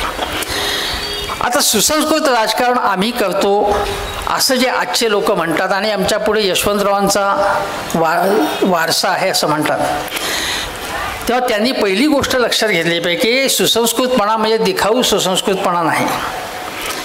मग हेही चांगलं तेही चांगलं, मारुती भापकर चांगले ते ज्यांच्याबद्दल लढतात तेही चांगले, असं करून चालणार नाही. आवाज उठवायला पाहिजे, त्याच्यात असंस्कृतपणा काहीच नाही आहे. पण आजचा जो मॉल आहे महायुती नावाचा, त्या मॉलमध्ये अजितदादा बसतात आणि काय म्हणतात की शिवशाहू फुले आंबेडकर ही विचारसरणी घेऊन आम्ही तिथेच बसलो आहे शेजारी भाजपच्या. शिंदेसाहेब म्हणतात की आम्ही हिंदुत्वाची विचारसरणी मानतो आणि ती शेंडी जानवेची हिंदुत्व त्यांचं आहे, ते उद्धव ठाकरेंचं नाही आहे, तेही त्यांच्यामध्ये बसत आहेत. भारतीय जनता पक्षही त्याच्यामध्ये बसतो. म्हणजे हा एखाद्या मॉलमध्ये सगळ्या गोष्टी मिळतात. मी अजितदादा म्हणतात की मी सेक्युलर आहे, ते त्याच सरकारमध्ये आहेत. विशाळगडसारखी घटना घडल्यानंतर अजितदादांनी त्याच्यामध्ये तिथे जाऊन पाहणी केली, निषेध केला. प्रत्यक्षामध्ये त्यांनी आपली खुर्ची पणाला लावली का? खुर्ची पणाला लावली नाही. जेव्हा तुम्ही कसोटीच्या वेळी एखादी आपलं पद पणाला लावता की हे खपून घेणार नाही मी बाहेर पडतो, तेव्हा माझ्या मते तो खरा सुसंस्कृतपणा आहे. जेव्हा नागपूरमध्ये दंगल झाली त्याच्या अगोदर जी भाषणं झाली नितेश राणे आणि हे अत्यंत खालच्या पातळीचं बोगस नेतृत्व ज्याला म्हणता येईल ते या राणे कुटुंबाचं आहे. महाराष्ट्राला असं नेतृत्व लाभावं हे अत्यंत कठीण आहे महाराष्ट्राचं. असा महाराष्ट्राचा माजी मुख्यमंत्री असावा हे सुद्धा भयंकर आहे अक्षरशः. जे राज्य सामाजिक सांस्कृतिक वैचारिकदृष्ट्या प्रगल्भ म्हटलं जातं त्या राज्याचा नेता राणे असावेत. आणि त्यांचे चिरंजीव जे दोन्ही आहेत ते अगोदर सोनिया गांधी आणि काँग्रेसची भलावण करत होते, आता ते इकडे यांची भलावण करत आहेत. ही विचारसरणी यांनी सगळ्यांनी खुंटीला बांधून ठेवलेली आहे. त्यामुळे यांना फारसं महत्त्वही द्यायचं कारण नाही. असो, प्रश्न असा आहे की यशवंतराव चव्हाणांनी नेमकं महाराष्ट्रासाठी काय केलं, तर ते म्हणजे एक उदाहरण सांगतो की आज विरोधी पक्षनेताच आपण त्याला विरोधी पक्षनेता म्हणून कोणाला स्थान दिलं नाही आहे. भास्करराव जाधव यांचा क्लेम आहे त्याच्यावरती, पण त्या विरोधी पक्षनेते पद दिलं नाही त्यांना. आणि विधानसभा अध्यक्ष अभ्यास करतात, त्यांचा अभ्यास किती काळ चालणार आहे मला माहिती नाही, कदाचित 4 वर्ष कमी पडू शकतात, काही सांगता येत नाही. पण ते अभ्यास करतायत, ते अभ्यासू आहेत, ते सुसंस्कृत आहेत असं आपण म्हणूया. एक लक्षात घ्या तुम्ही, अण्णा जोशी यांना उपाध्यक्षपद देण्यात आलेलं होतं. विरोधातल्या काँग्रेस आणि राष्ट्रवादी हे पक्ष तुलनेने खूपच लोकशाहीवादी म्हणावे लागतील अशी स्थिती आहे. एक अपवाद आणीबाणीचा केला तर ज्या परंपरा. यशवंतरावांनी महाराष्ट्रासाठी काय केलं ते सांगण्यापूर्वी एक गोष्ट सांगतो की विरोधी पक्षनेते पद कोणाकडे होतं की उद्धवराव पाटील यांच्याकडे होतं. उद्धवराव पाटील हे महाराष्ट्राचं ज्याचं किती कौतुक करावं असं असेच नेते.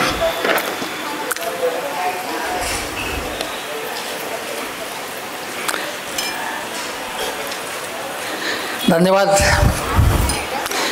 मानव कांबळे आलेले आहेत, त्यांचं स्वागत आहे. अजून तुम्हाला थोडा वेळ सहन करायला लागेल, माझं भाषण चालेल ना? उद्धवराव पाटील हे विरोधी पक्षनेते होते आणि विरोधी पक्षाची बुलंद तोफ होती जेव्हा यशवंतराव मुख्यमंत्री होते. यशवंतरावांना जेव्हा दिल्लीला बोलवणं आलं संरक्षण मंत्री म्हणून, तेव्हा आपल्यानंतर कोण म्हणून यशवंतरावांनी उद्धवरावांना विचारलं होतं की तुम्ही काँग्रेसमध्ये या आणि तुम्ही मुख्यमंत्री व्हा. तेव्हा उद्धवरावांनी त्यांना सांगितलं की मी वर जाईपर्यंत माझ्याच पक्षात राहणार आहे, मी माझ्या विचारांशी तडजोड करणार नाही, मी शेतकरी कामगार पक्षाचा आहे आणि मी अजिबात येणार नाही, पण तुमचा मी आदर करतो. उद्धवरावांसारख्या नेत्याला विचारणं यशवंतरावांनी ही किती मोठी गोष्ट आहे. आज विरोधी पक्षमुक्त भारत, विरोधी पक्षमुक्त महाराष्ट्र करण्याची गोष्ट केली जाते. विरोधी पक्षनेता म्हणून त्यांना ते स्टेटस द्यायला सुद्धा तुम्हाला भीती वाटते. मग किती फरक आला हे लक्षात घ्या तुम्ही. यशवंतराव चव्हाणांनी आपले सक्सेसर किंवा वारसदार म्हणून मारुतराव कन्नमवार यांची निवड करणं, त्यांच्यानं आणि वसंतराव नाईकांची निवड करणं, हे सुद्धा त्यांनी एक प्रकारचा सामाजिक मेसेज दिलेला आहे. मी सर्व जाती समूहांचं हितसंबंध जाणतो आणि त्यांचं रक्षण करू पाहतो, असं त्यांना त्याच्यातनं दाखवायचं. यशवंतरावांनी ही एक लोकशाहीवादी परंपरा कशी निर्माण केली तुम्हाला सांगतो. अजून एक उदाहरण. विधानसभेमध्ये एकदा गरमागरम चर्चा होती. यशवंतरावांचे एक सहकारी उत्तर देतोय मंत्री महोदय, आणि समोर SM जोशी होते. SM जोशींना समाधान झालं नाही. SMने विचारलं, पुन्हा विचारलं, उपप्रश्न विचारला, शंका विचारल्या. त्यांनी पुन्हा उत्तर दिलं, पण SMना समजलं नाही, त्यांना त्याचं समाधान झालं नाही. त्यांनी परत प्रश्न विचारले होते, ते खेकसले SM अण्णांवरती आणि ते म्हणाले की काय चाललंय काय तुम्ही, तुम्हाला कळत कसं नाही आहे, असं अत्यंत तुसडेपणाने म्हटल्यानंतर यशवंतरावांनी त्यांना ऑन द स्पॉट झापलं आणि त्यांना सांगितलं, सन्माननीय विरोधी पक्षातले सन्माननीय नेते आहेत, या पद्धतीने त्यांच्याशी बोलायचं नाही. हा जो भाग आहे की प्रतिपक्षाचं संपूर्ण ऐकून घ्यायचं, त्यांचे मुद्दे जाणून घ्यायचे आणि त्याप्रमाणे काम करायचं. गप्रप्रधान विधान परिषदेमध्ये विरोधी पक्षनेते पुढे झाले. त्यांना जेव्हा नानासाहेब गोरांनी विधान परिषदेवरती तुम्हाला आम्ही निवडायचं ठरवलं असं म्हटल्यानंतर त्यांच्या मनातही नव्हतं आपल्याला विधान परिषदेवर जायचं. ते नको म्हणत होते. त्यांनी दुसऱ्याचं नाव सुचवलं. एकदा पण विधान परिषदेवरती गेल्यानंतर त्यांनी सगळ्या ज्येष्ठ सदस्यांच्या भेटी घेतल्या आणि बजेट कसं वाचायचं, वेगवेगळ्या हत्यारांचा म्हणजे विधिमंडळातल्या अस्त्रांचा वापर कसा करायचा याचे प्रशिक्षण शास्त्रसुद्धा घेतलं सगळ्यांकडनं, कमीपणा न मानता आणि वेगवेगळ्या पक्षाच्या लोकांकडून. आणि जेव्हा पहिलं बजेटचं भाषण त्यांनी केलं प्रधानमंत्र्यांनी, त्यांनी असं म्हटलं की माझं काही समाधान झालं नाही याच्यामधलं. स्वतःचं कठोर आत्मपरीक्षण केलं आणि पुन्हा मग ते तयारीनिशी बोलले. तेव्हा त्यांना वाटलं की ठीक आहे, आपलं आता थोडंसं याच्यावरती कमांड आलेली आहे.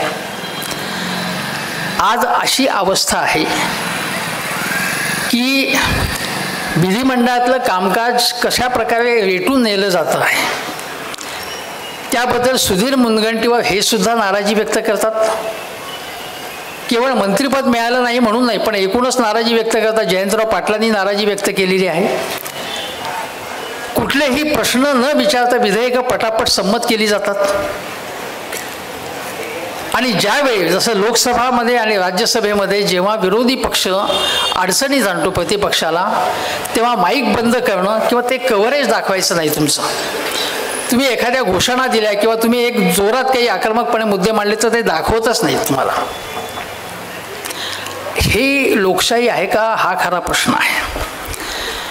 आज यशवंतरावांपासून सुरुवात करायची म्हणून ते सांगायला पाहिजे एक की त्यांनी लोकशाही परंपरा महाराष्ट्रात कशा निर्माण केल्या. तर्कतीर्थ लक्ष्मण शास्त्री जोशी यांना घेऊन साहित्य संस्कृती मंडळ, विश्वकोश मंडळासारख्या संस्था निर्माण करणं. ज्या तर्कतीर्थ लक्ष्मण शास्त्री जोशी वाईच्या प्राज्ञ पाठशाळेमध्ये त्यांनी अध्ययन केलं, अध्यापन केलं, त्याच वाईच्या प्राज्ञ पाठशाळेत काल काँग्रेसचे हर्षवर्धन सपकाळ हे तिकडे दौरा केला त्यांनी आणि कुठल्याही पंचतारांकित हॉटेलमध्ये किंवा सर्किट हाऊसमध्ये न राहता ते प्राज्ञ पाठशाळेमध्ये एका सोफ्यावरती झोपल्याचा फोटो मी आजच पाहिला. हर्षवर्धन यांच्यासारख्या कार्यकर्ते नेते जे आहेत त्यांच्यामुळे काँग्रेस आज नाही 10 वर्षांनी 20 वर्षांनी वाढणार आहे.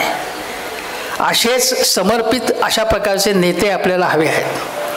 पुन्हा बॅक टू यशवंतराव यासारख्या त्यांनी संस्था ज्या निर्माण केल्या महाराष्ट्रामध्ये, त्यांनी सहकारी संस्थांना साखर कारखान्यांचे लायसन्सेस द्यावेत अशीही घोषणा केली आणि म्हणून महाराष्ट्रात सहकारी साखर कारखानदारी वाढू शकली. 900 रुपये वार्षिक ज्यांचं उत्पन्न आहे त्यापेक्षा कमी आहे त्यांना फ्रीशिप त्यांनी द्यावे, फुकट शिक्षण, मोफत शिक्षण सुरू केलं आणि त्यामुळे महाराष्ट्रामध्ये गोरगरिबांना शिक्षण मिळू लागले. हे आपण लक्षात घेतलं पाहिजे. यशवंतरावांनी लोककला म्हणजे तमाशा, नाटक, चित्रपट, मराठी चित्रपटांना केवढं प्रोत्साहन दिलं.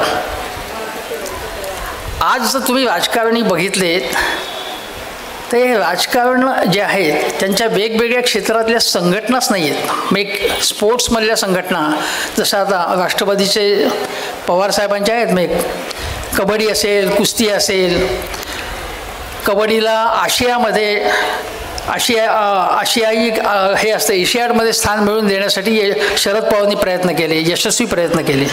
या गोष्टी वेगवेगळ्या जीवनाच्या क्षेत्रामध्ये राजकारणाचा व्याप असला पाहिजे, राजकारणाचा वावर असला पाहिजे, त्यासाठी त्यांनी प्रोत्साहन दिलं पाहिजे. हा दृष्टिकोनच नाही. आता मला तुम्ही सांगा, पूर्वी शरद पवारांच्या आसपास नादो महानोर असायचे, तुम्हाला गदी माडगुळकर यशवंतरावांच्या जवळ असायचे, पु ल देशपांडे असायचे. असा एक तरी साहित्यिक यांच्याजवळ तुम्हाला दिसतोय का? साहित्य संमेलनाच्या वेळी सरकारकडनं निधी जास्तीत जास्त मिळावा म्हणून जे चापलुसी करणारे लोक आहेत साहित्य संघटनांचे किंवा काही साहित्यिकसुद्धा, ते सोडून द्या तुम्ही, पण तसे आज साहित्यिकसुद्धा तसे दिसत नाहीत. कारण शासनाने ज्या प्रकारे साहित्यिकांनो तुम्ही टीका करा, आमचे दोष दाखवून द्या असं म्हणायला पाहिजे, असे राजकारणीच आज नाही आहेत. आम्ही आज टीका केली यूट्यूबवरनं, आमच्या लेखामधनं, भाषणामधनं, तर आमच्या अंगावरती टोल्सच्या फौजा येतात. एकही राजकारणी असं कुठल्याही पक्षाचा सांगत नाही, अरे नाही काय त्यांना जे बोलायचं ते बोलू देत ना, काय हरकत आहे. पण अक्षरशः कुळाचा उद्धार केला जातो हे तुम्हाला सांगतो. धमक्या दिल्या जातात. एकाने तर मला धमकी दिली की तुम्हाला पुरायचं आहे का जाळायचं आहे म्हणून, ते नीट सांगा म्हणून. तर म्हणलं आता मी सांगेन तुला, त्याच्या इतक्यात नाही, तुला वेळेवरती सांगेन म्हणलं. पण अशा प्रकारचं एक मानसिकता निर्माण झाली आहे. यशवंतराव जर आज असते तर हे सगळं घडलं नसतं, हे आपण लक्षात घेतलं पाहिजे. केवळ यशवंतराव चव्हाणांचाच गौरव करायचा नाही, मला काही महत्त्वाचे त्यानंतरचे जे नेते आहेत त्यामध्ये वसंतराव नाईकांचा उल्लेख करावा लागेल. वसंतराव नाईक हे 11 वर्ष महाराष्ट्राचे मुख्यमंत्री होते आणि देवेंद्र फडणवीस आवर्जून सांगतात की वसंतराव नाईकानंतर 5 वर्ष सलगपणे मुख्यमंत्री असलेला मीच आहे. जणू काय हाच एक निकष आहे की महानतेचा. तसे अनेक वर्ष अनेक जण चिकटून खोचीला वेगवेगळ्या पदांवरती असतात, त्यांना आपण महान म्हणतो असं नाही. वसंतराव नाईकांचं वैशिष्ट्य असं की वसंतराव नाईकांनी ज्यावेळी तीव्र दुष्काळ होता 1960च्या दशकामध्ये महाराष्ट्रामध्ये, त्या दुष्काळामध्ये सगळ्या महाराष्ट्राचा दौरा केला आणि शेतकऱ्यांच्या समस्या समजून घेण्यासाठी पाहुण्या कलाकाराप्रमाणे एखादा काय म्हणतात व्हॅनिटी व्हॅन बरोबर घेऊन जाणं त्यांना पसंत नव्हतं. त्यावेळी व्हॅनिटी व्हॅन्स वगैरे हा भाग नव्हता, कारण ते मुळातच शेतकरी होते आणि अतिशय प्रयोगशील शेतकरी होते. ते स्वतः शेतात उतरवून अद्ययावत शेती कशी करायची हे मुख्यमंत्री असताना सुद्धा लोकांना सांगत होते, दाखवत होते. त्यांच्या काळामध्ये महाराष्ट्रात कृषी विद्यापीठं झाली. खापरखेडा असेल अशी जी औष्णिक वीज केंद्र महाराष्ट्रात झाली आणि सगळ्यात महत्त्वाची ऐतिहासिक कामगिरी म्हणजे बी स पागे यांच्या सहकार्याने त्यांनी महाराष्ट्रात रोजगार हमी योजना सुरू केली. मला आठवते की 1972च्या दुष्काळामध्ये मी पुण्यामध्ये गरवाई कॉलेज ऑफ कॉमर्समध्ये शिकत होतो. तेव्हा त्यावेळी दुष्काळ पडला आणि विद्यार्थी गावाकडचे शेतकरी हे पुण्यात मुंबईमध्ये तांडेच्या तांडे त्यावेळी यायला लागले. त्यावेळी रोजगार हमी योजना जर झाली नसती सुरू तर महाराष्ट्र अक्षरशः हेलपाट लागायचं, पळून गेला असता पूर्णपणे. महाराष्ट्राने वसंतराव नाईकांचं हे योगदान हे कधीच विसरता कामा नये. हरित क्रांतीला जी पोषक परिस्थिती महाराष्ट्रामध्ये निर्माण झाली त्यासाठी वसंतराव नाईकांनी फार मोठं योगदान केलं होतं, हे आपण लक्षात घेतलं पाहिजे. चुका झाल्या, काँग्रेसवाल्यांकडनं चुका झाल्या नाही तसं झाल्या नाही, चुका झाल्या, पण त्यांचा संपूर्ण लक्ष त्यांचं होतं ते महाराष्ट्राच्या ग्रामीण भागाकडे, शेतमजुरांकडे, शेतकऱ्यांकडे, कामगारांकडे होतं, हे आपण विसरता कामा नये. कुठलीही प्रसिद्धी न करता, कुठलेही इव्हेंटबाजी न करता हे यशस्वीपणे राजकारण करत होते. जसं आपण शरद पवारांच्या बद्दल आपण जो उल्लेख केला, महत्त्वाचे जे काही महाराष्ट्रातले राजकारणी आहेत, तर शरद पवारांबद्दल वाटेल ते लोक बोलतात. काय त्यांच्या चुका झाल्यात, चुका सांगण्याचा विषय असेल तेव्हा मी घनघोर टीका केलेली आहे, पण त्यांनी काय केलं आहे हे त्यांच्या पक्षातल्या लोकांनाही नीट सांगता येत नाही. ही दुर्दैवाची गोष्ट आहे. म्हणजे आता पुण्यामध्ये असलं तर तुम्हाला हिंजवडी हे कोणाचं आहे, मगरपट्टा कोणाचा आहे, मुंबईत BKC हे कोणाचं आहे हे पटकन लक्षात आलं पाहिजे. मुंबई आज वित्तीय आणि डायमंड्स वगैरे याचं केंद्र जे झालं आहे, ज्यावेळी मुंबईतनं गिरण्या नष्ट झाल्या त्यावेळी असं एक मागणी होती की मुंबईमध्ये आता कापड गिरण्या नकोत. ठाण्यामध्ये, ठाणे बेलापूरमध्ये केमिकल उद्योगांनी प्रदूषण निर्माण झाले, त्यामुळे मुंबईमध्ये आता नवीन उद्योग नकोच. पण शरद पवारांनी असं केलं की नॉन पोल्युटंट इंडस्ट्रीज, ज्यामधनं प्रदूषण होणार नाही अशा उद्योग हे मुंबईत आले पाहिजेत. कारण मुंबई हे वित्तीय केंद्र खूप होऊ शकतं, डायमंडचं केंद्र होऊ शकतं मोठ्या प्रमाणात. डायमंड पॉलिश करणं, प्रोसेसिंग करून परत पाठवणं, आणि त्यांचा प्रयोग यशस्वी झाला हे कोणी सांगत नाही. यशवंतराव चव्हाण मुक्त विद्यापीठ ते जेव्हा परदेशामध्ये जाऊन बघून आले, एक विद्यापीठ असं मुक्त विद्यापीठ, त्यावरनं त्यांना प्रेरणा झाली आणि हजारो गोरगरिबांना शिक्षण कमी पैशामध्ये त्या यशवंतराव चव्हाण केंद्र जे आहे मुंबईतलं त्यांच्यासुद्धा काही कोर्सेसमध्ये मी शिकवलेलं आहे. पण हे जे आहे की यशवंतराव चव्हाण मुक्त विद्यापीठ किती कामं त्यांची सांगता येते, फलोद्यान विकास आणि फळबागा आणि रोजगार हमी योजना हे जोडणं, काहीच माहिती नसणारे लोक एक सरसकटपणे टीका करतात. आणि याच्यामध्ये ज्यांनी अपप्रचार सातत्याने केलेला आहे, मी तुम्हाला एक गंमत सांगतो की एकदा मी पुण्याहून कोल्हापूरच्या बाजूला चाललो होतो.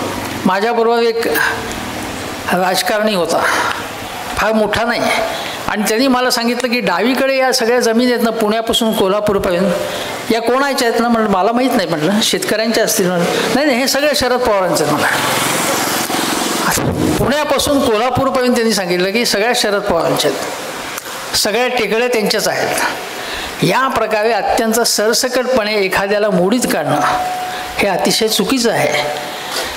शरद पवारांची ही जी कॉन्ट्रीब्युशन आहे महाराष्ट्रासाठी, विशेषतः इंडस्ट्रीजमध्ये, किंवा यशवंतरावांची MIDC काढल्या, महाराष्ट्रामध्ये सिकॉम असेल, लघुउद्योग महामंडळ असेल, MIDC असतील, निर्यात करण्यासाठी लघुउद्योगाचं MSSIDC म्हणून होतं, वेस्टर्न महाराष्ट्र डेव्हलपमेंट कॉर्पोरेशन, या संस्था सगळ्या काँग्रेसच्या काळात झाल्यात, काँग्रेसच्या मुख्यमंत्र्यांच्या काळात. तुम्ही जर कृतज्ञ असाल तर हे सगळं विसरून जाल. या अतिशय महत्त्वाच्या व्यवस्था महाराष्ट्रात निर्माण त्या काळात झाल्या 1960 आणि 70च्या दशकामध्ये. त्यामुळे महाराष्ट्रामधली औद्योगिक विकास, महाराष्ट्रातलं स्वच्छ औद्योगिक प्रशासन याचं संपूर्ण देशात एकूण प्रशासन, सनदी अधिकाऱ्यांच्याबद्दल देशात अत्यंत आदराने बोललं जातं. सुशीलकुमार शिंदे यांनी सुद्धा दलितांसाठी, आदिवासींसाठी त्यांना समोर ठेवून अर्थसंकल्प मांडला. चुका केल्या असतील बऱ्याच, जेवढे कामं व्हायला पाहिजे होती तेवढी झाली नाहीत, पण कसाब आणि अफजल गुरूंना फाशी देण्याचं काम केंद्रीय गृहमंत्री असताना सुशीलकुमार शिंदे यांच्या काळात झालं. फक्त आम्हीच देशभक्त आणि भाजपमध्ये आल्यानंतर देशभक्तीचं एक पारितोषिक सर्टिफिकेट द्यायचं, इश्यू करायचं, आणि बाकीचे देशद्रोही, हा अतिशय हलकटपणा आहे असं स्पष्ट शब्दात बोललं पाहिजे. मी तुम्हाला सांगतो की ज्या प्रकारे हे असहिष्णुता निर्माण झालेली आहे महाराष्ट्रामध्ये आज, त्याकडून मी आजच्या काळाकडे येतो. मला माहीत नाही मला किती अजून बोलायचं आहे. महाराष्ट्रामध्ये पु ल देशपांडे यांनी त्यांच्या आयुष्याच्या उत्तर काळात अगदी शेवटच्या काही वर्षांमध्ये, दिवसांमध्ये एक सत्कार झाला. त्यावेळी त्यांनी अशा भावना व्यक्त केल्या ज्या वाचून दाखवण्यात आल्या की महाराष्ट्रामध्ये आता संवेदनशीलता थोडी कमी होती आहे, टीका सहन केली जात नाही आहे, हे काय चाललंय म्हणून. त्यावेळी महाराष्ट्रामध्ये युतीचं सरकार होतं आणि बाळासाहेब ठाकरे यांनी त्यांच्यावरती टीका केली, जोरदार प्रचंड टीका केली त्यांच्यावरती, आणि इतकी टीका केली की संपूर्ण महाराष्ट्रामध्ये ते सगळा तो प्रश्न गाजला. ज्यावेळी बाळासाहेबांच्या लक्षात आलं की नाही आपण जर जास्त बोललो आहे, तेव्हा त्यांनी त्यांच्याकडे जाऊन पुण्याला येऊन एक प्रकारे आपण आपलं काहीतरी वेगळं चुकीचं झालेलं आहे अशा भावना व्यक्त करून एक चुका स्वीकारण्याची तयारी दाखवली. हा मनाचा मोठेपणा माझ्या मते एक कलावंतच दाखवू शकतो, जो बाळासाहेब ठाकरे नावाचा कलावंत. रागारागात ते काही बोलायचे, पण त्यांच्या मनातल्या भावना वेगळ्या असायच्या. एक प्रकारे सगळ्या बघा तेल्या तांबोळ्यांचा पक्ष म्हणून शिवसेना आहे, म्हणजे उभाटा, म्हणजे समृद्ध सेना नाही म्हणत मी, ही गरिबांची सेना ही आहे, ती समृद्ध महामार्गावरनं चाललेली आहे. ती ठेकेदारांचा लाडका पक्ष आहे तो. प्रश्न असा आहे की पु ल देशपांडेंनी आणीबाणी उठल्यानंतर जी भाषणं झाली, मी तुम्हाला एक गंमत सांगतो की आणीबाणी जेव्हा होती तेव्हा मी पुण्यामध्ये रानडे इन्स्टिट्यूटमध्ये शिकत होतो आणि आमचा अभ्यास दौरा दिल्लीमध्ये गेला होता. तेव्हा आम्ही यशवंतराव चव्हाणांना भेटलो. 1977चा जानेवारी महिना असेल होते का, आणि आणीबाणी नुकतीच उठली होती, जानेवारी फेब्रुवारी काय महिना असेल. मोहन दारी आमच्याशी गप्पा मारायला आले, त्यांच्याकडे आम्ही गेलो, त्यांची नुकतीच सुटका झाली होती. यशवंतराव चव्हाणांकडे गेलो, पण यशवंतराव चव्हाण सावध होते. आणीबाणी उठायची होती. पहिले आम्ही ज्यावेळी भेटलो तेव्हा उठायची होती. आणि आम्ही इंदिरा गांधींकडे गेलो. इंदिरा गांधींनी चांगलं स्वागत केलं सगळ्यांचं त्यांच्या घरी. आम्ही सगळे विद्यार्थीच होतो आणि तरुण असल्यामुळे कशाची भीती काहीच नसते, जी काही भीतीच नसते ती. मी त्यांना सरळ विचारलं त्यावेळी की आणीबाणी कशासाठी आहे, चूक झाली असं वाटत नाही का तुम्हाला, कशासाठी लावली तुम्ही आणीबाणी, आणि शिस्तीसाठी जर आणीबाणी लावायची असेल तर आणीबाणी लावायची काय गरज आहे. आणीबाणी न लादता शिस्त नाही का येऊ शकत. हे आम्हाला अजिबात पटत नाही, ही हुकुमशाही आहे, हे सेन्सॉरशिप आहे, हे चुकीचं आहे वगैरे. हे मी त्यांच्या तिथे जाऊन त्यांच्या घरात विचारत होतो जेव्हा आणीबाणी होती. त्यांनी त्याचं व्यवस्थित उत्तर दिलं त्यांना जे योग्य वाटत होतं ते. त्यांनी सांगितलं की रेल्वेचा संप, रेल्वे थांबवण्याचा प्रयत्न झाला, अराजक माजवण्याचा प्रयत्न कसा चाललेला वगैरे वगैरे. पण त्यावेळी आणीबाणी त्यानंतर उठली. आम्ही जेव्हा पुण्यात आलो त्यावेळी मग सभा सुरू झाल्या, जयप्रकाश नारायण अमुक तमुक वेगवेगळ्या लोकांच्या सभा, आणि पु ल देशपांडेंच्या आणि दुर्गाबाई भागवतांच्या सभा सुरू झाल्या. तेव्हा यशवंतरावांनी त्यांची विदूषक अशी संभावना केली होती पुलंची. यशवंतरावांचं ते योग्य नव्हतं, याच्या ओघात त्यांनी बोलून गेले होते.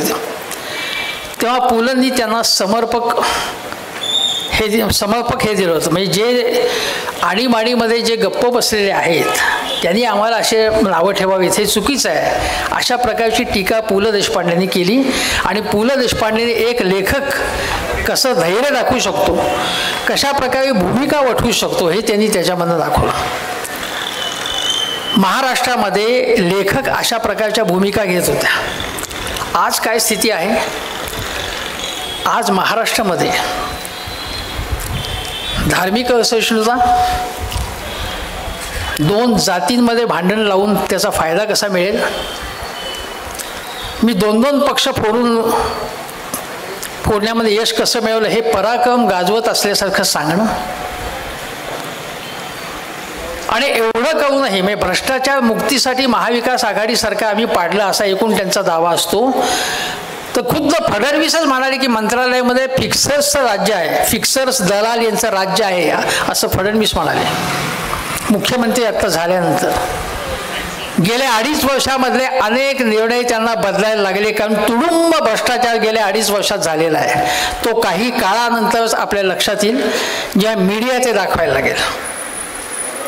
80,000 कोटी रुपयांची बिलं महाराष्ट्र शासनाची कंत्राटदारांची थकली आहेत आणि कंत्राटदार रस्त्यावरती येत आहेत त्यासाठी. जर आज उद्धव ठाकरेंचं सरकार असतं किंवा काँग्रेसचं किंवा शरद पवारांचं कोणाचंही सरकार असतं तर यांनी छाती पिटत चौकामध्ये निदर्शनं केली असते, संपूर्ण महाराष्ट्र पेटवायचा प्रयत्न केला असता. त्यांचं सुदैव असं आहे की महाविकास आघाडी आहे की नाही हे त्या आघाडीतल्या लोकांनाही आज माहिती नाही, अशी स्थिती आहे. महाराष्ट्रातल्या लोकांवरती एवढा अन्याय सुरू आहे की महानगरपालिका असतील, मेट्रो प्रकल्प, समृद्धी, शक्तीपीठ, प्रत्येक याच्यामध्ये करोडो रुपयांच्या कॉन्ट्रॅक्ट्सचे व्यवहार होणार आहेत, झाले आहेत आणि होणार आहेत. पुण्यामध्ये काही प्रकल्पांची किमती कशा वाढवण्यात आल्या, 7,000 कोटीवरून 20,000 कोटींवर. हे नागपूरमध्ये अशा गोष्टी घडलेल्या आहेत, ठिकठिकाणी अशा गोष्टी घडलेल्या आहेत आणि तुफान भ्रष्टाचार चालू आहे. ज्यावेळी कॉम्पिटिशनचा फायदा होतो लोकांना असं आपण म्हणतो, पण कॉम्पिटिशनचा महाराष्ट्राला तोटा झालेला आहे. म्हणजे फ्रॅक्चर्ड मॅन्डेट लोकांनी दिल्यामुळे काय झालेलं आहे आज की मतं मिळवण्यासाठी सवंगपणा इतका केला की लाडक्या बहिणीसाठी म्हणून जी योजना सुरू केली त्यात कटौती आणायला लागली. तेव्हाच आमच्यासारख्या लोकांनी तपशिलात सांगितलं होतं की हे शक्यच नाही, 46,000 कोटी रुपये एका योजनेला तुम्ही देता, तेव्हा बाकीच्या योजनांवरती तुम्ही कटौती कात्री लावायलाच लागणार. आणि मग तुम्ही ती फडणवीस तिघांची स्टेटमेंट्स बघा की कात्री लावायला लागणार नाही, आम्ही सगळी व्यवस्था केली आहे असं ते म्हणाले. आणि खुद्द अजितदादा जेव्हा म्हणतात की ज्यांच्या चांगल्या मोठ्या जमिनी आहेत, ज्यांच्या कार्स आहेत ज्यांच्याकडे, आणि ज्या स्त्रिया लाडक्या बहिणी विमानाने सुद्धा प्रवास करायचा अशांनाही त्याच्यामध्ये फायदा मिळत होता. आता नमो शेतकरी विकास शेतकरी सन्मान योजने त्याचा जो फायदा मिळवतात तोच याला मिळत होता. आणि काही महिने हा फायदा मिळाला आहे, 18+12 असे 30,000 रुपये त्यांना मिळत होते. आता ते म्हणाले की आम्ही जे दिलेत पैसे ते आम्ही परत घेणार नाही. तुम्ही कोण ठरवणार आहे? हा आमचा पैसा आहे आणि हा पैसा जर चुकीच्या अपात्र महिलांनाही दिले असतील, बहिणींना, तर ते चुकीचं आहे. त्या बहिणींच्या ऐवजी तुम्ही गोरगरीब निराधार स्त्रियांना, महिलांना ते पैसे द्या. आश्रम शाळेतल्या मुलींसाठी द्या, मुलींना सायकली द्या शाळेत जावे म्हणून. पण हे सवंग राजकारण आणि जे विरोधी पक्षातले लोक आहेत तेही ही योजना सवंग आहेत असं थेटपणे म्हणाले. ते म्हणाले की आम्ही 3100 देऊ, 3000 रुपये देऊ. हा तुमचा पूर्णपणे सवंगपणा आणि गोंधळ आहे. विरोधी पक्षामध्ये आज चांगले मुद्दे मांडणारेच लोक नाही आहेत. आणि आज अजितदादांच्या समोर एका ज्येष्ठ नेत्यांनी सांगितलं की अजितदादा तुम्ही मुख्यमंत्री 1.5 वर्षांनी होणार आहात असं त्यांनी एक ज्योतिषी म्हणून त्यांची अपॉइंटमेंट व्हायला हरकत नाही, पण त्यांनी असं भाकीत केलं. ते म्हणाले की मी आणि जे ज्येष्ठ नेते खासदार होते ते म्हणाले की दिल्लीमध्ये सेंट्रल हॉलमधली ही चर्चा मी सांगतो की देवेंद्र फडणवीस दिल्लीत येणार आहेत आणि तुम्ही मुख्यमंत्री होणार आहात. महाराष्ट्राचा मुख्यमंत्री कोण होणार आहे याच्या चर्चेमध्ये संपूर्ण जनता राहील. आणि या मुख्यमंत्र्यांनी केलंय काय नेमकं हे प्रश्न लोक विचारायला नाहीच येत आता, कारण महाविकास आघाडीच गलित गात्र झालेली आहे. मारुती बापकरांसारखे लोक माझ्या मते विधानसभेत असायला पाहिजे. त्या उलट अत्यंत सुमार दर्जाची माणसं तिथे आहेत आणि वाटेल ते तोंडाला येईल ते बोलत आहेत. ते संतोष बांगर, संजय गायकवाड अशा एकापेक्षा एक थोर विभूती आता आहेत. त्यांच्याबद्दल काय बोलणार. टेलिव्हिजन चर्चेमध्ये आम्ही जायचो पूर्वी,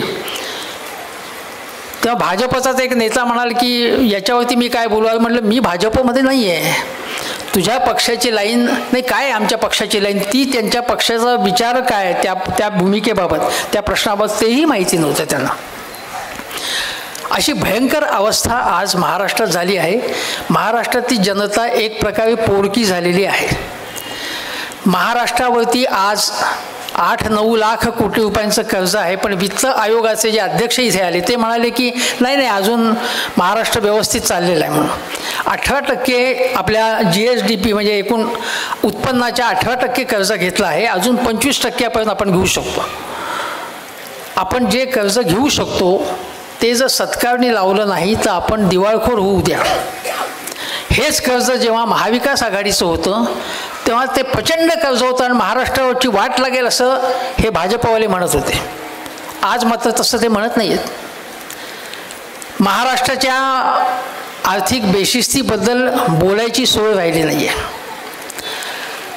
महाराष्ट्रामधल्या शेतकऱ्यांना दिलेलं आश्वासन कर्जमाफीचं पूर्ण केलं नाही त्यांनी.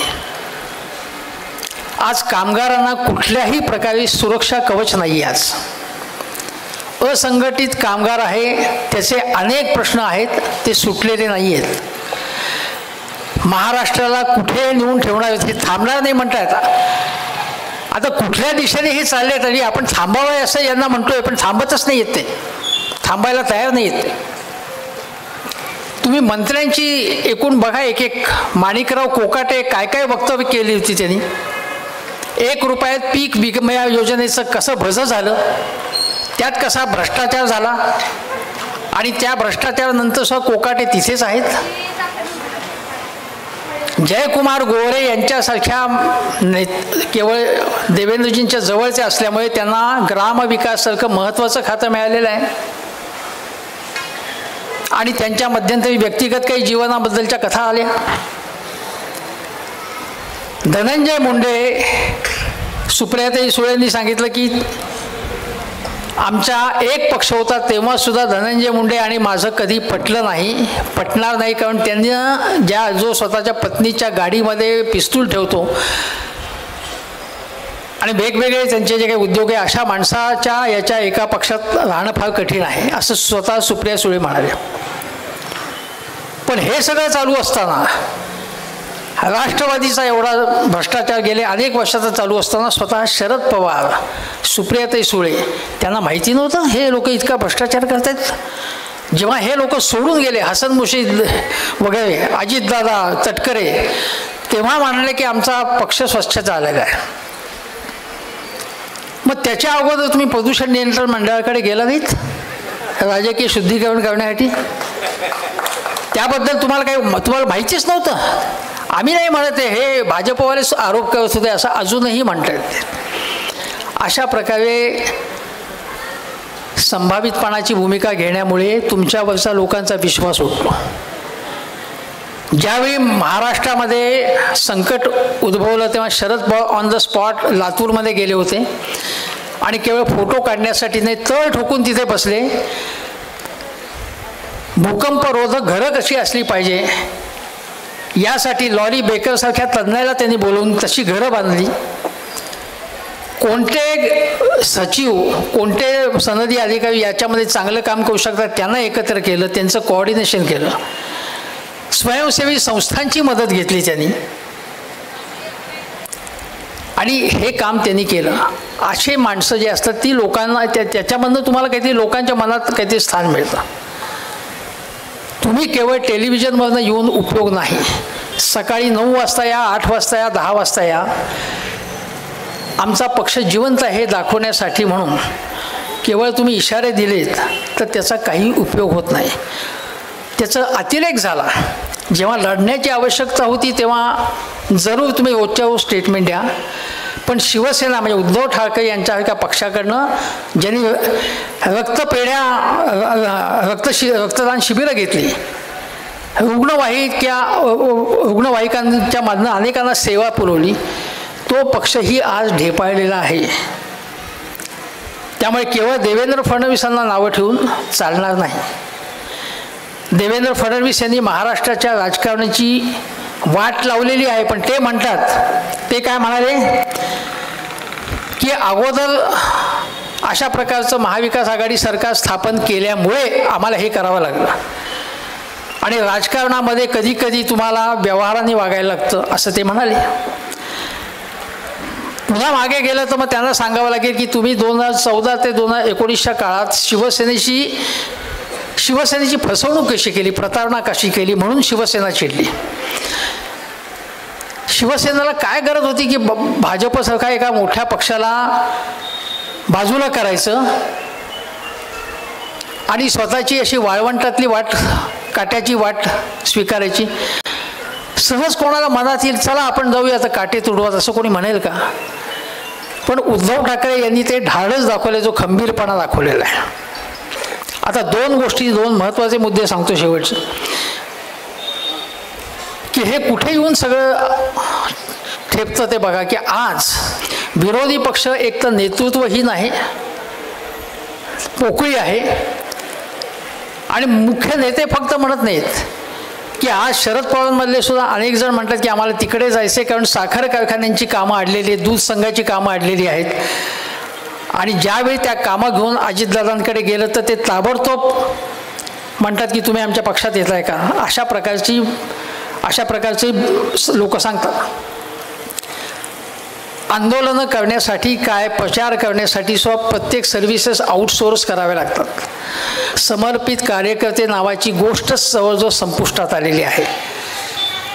जी आहे ती भाजपकडे पैसा आहे. पण एक लक्षात घ्या, महाराष्ट्राची लोकसंख्या 12-13 कोटी आहे. भारतीय जनता पक्षाला जी मतं आत्ता मिळाली या निवडणुकीमध्ये ती सगळ्यात जास्त भाजपला मतं मिळाली आणि ती मतं आपण लक्षात घेतली. भाजपने आत्ता 1.5 कोटी सदस्य केलेले आहेत, 1.5 कोटी 13 कोटीपैकी. म्हणजे बघा, त्यांना 2 कोटी काहीतरी मतं पडली भाजपला. बाकीची जी मतं आहेत ती मित्रपक्षांची आहेत.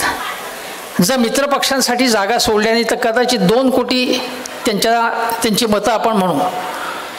त्या 2 कोटीमधले 1.5 कोटी लोकांपर्यंत ते पोचलेले आहेत. 1.25 लाख बूथ प्रमुख ते नेमण्याच्या प्रक्रियेत आहेत. 1 लाख एवढी इन्व्हेस्टमेंट ते करतायत आणि एवढी योजना ते आखतायत. पूर्णपणे स्थानिक स्वराज्य संस्थेचं प्लॅनिंग संपूर्ण त्यांचं केव्हाच तयार आहे. या महाशक्तीशी तोंड देण्यासाठी म्हणून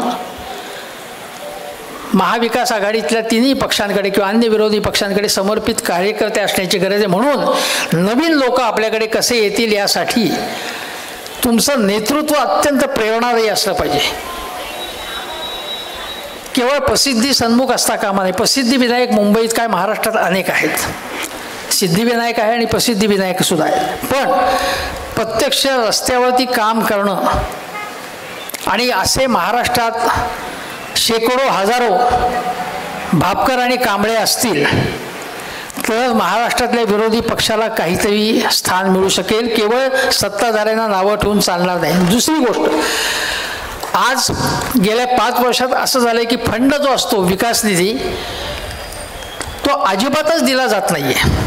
आणि म्हणून तो विकास निधी पूर्वी कसा असायचं की सगळ्यांमध्ये विधानसभा क्षेत्रातल्या म्हणजे सगळ्या आमदारांना दिला जायचं जिल्ह्यातल्या. आता तो फक्त युतीतल्या लोकांना दिला जातो, पक्षांना किंवा त्यांच्या माणसांना दिला जातो.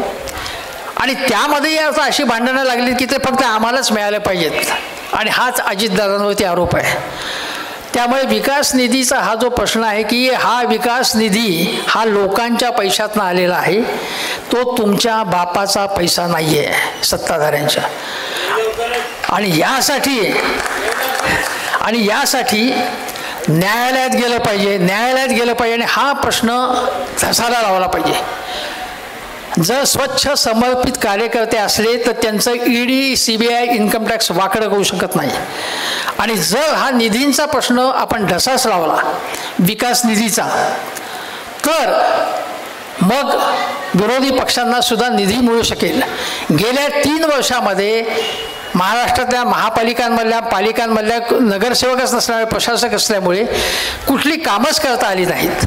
ही कसली लोकशाही आहे? विरोधी पक्षांना कुठली पॉवरच ठेवायची नाही. आणि पुन्हा आम्ही संविधान मानतो आणि मग बाबासाहेब 14 एप्रिलला 6 डिसेंबरला भाषणं ठोकायची. हे बाबासाहेब असं करून जे बोलायचं हे सगळं नाटकबाजी आहे. याला अजिबात बोलून जाता कामा नये. महाराष्ट्र जर पुन्हा 1960च्या काळात नेऊन तसा उभा करायचा असेल, सभ्य सुसंस्कृत लोकशाहीवादी उदारमतवादी सेक्युलर, तर महाराष्ट्रामध्ये देवेंद्र फडणवीस नाहीत तर यशवंतराव चव्हाणांची गरज आहे असं मला वाटतं. इथेच सांगतो. सर्वसामान्यांना समजेल अशा सोप्या भाषेमध्ये अत्यंत व्यासंगी मांडणी आजच्या 5व्या पुष्पाच्या निमित्तानं शिव फुले शाहू आंबेडकर लोकमान्य व्याख्यानमालेच्या निमित्तानं डॉक्टर हेमंत देसाई सरांनी या ठिकाणी केलेली आहे. मी हेमंत देसाई सर आणि सर्व श्रोत्यांचे या ठिकाणी आभार मानतो. उद्या हळबळपळ लक्ष्मण महाराज राजगुरू यांचं भारुडाचा कार्यक्रम संध्याकाळी ठीक 7 वाजता सुरू होईल, याची सगळ्यांनी नोंद घ्यावी ही या निमित्तानं सूचना देतो आणि मारुती भाऊ अपकर यांना पुढची सूचना देण्याची विनंती करतो. व्याख्यानमालेचा समारोप आहे. महाराष्ट्रातील सुप्रसिद्ध भारूड सम्राट हरिभक्तपरायण लक्ष्मण महाराज राजगुरू यांच्या भारुडाचा कार्यक्रम या ठिकाणी बरोबर 7:20 किंवा 7:30ला सुरू होईल.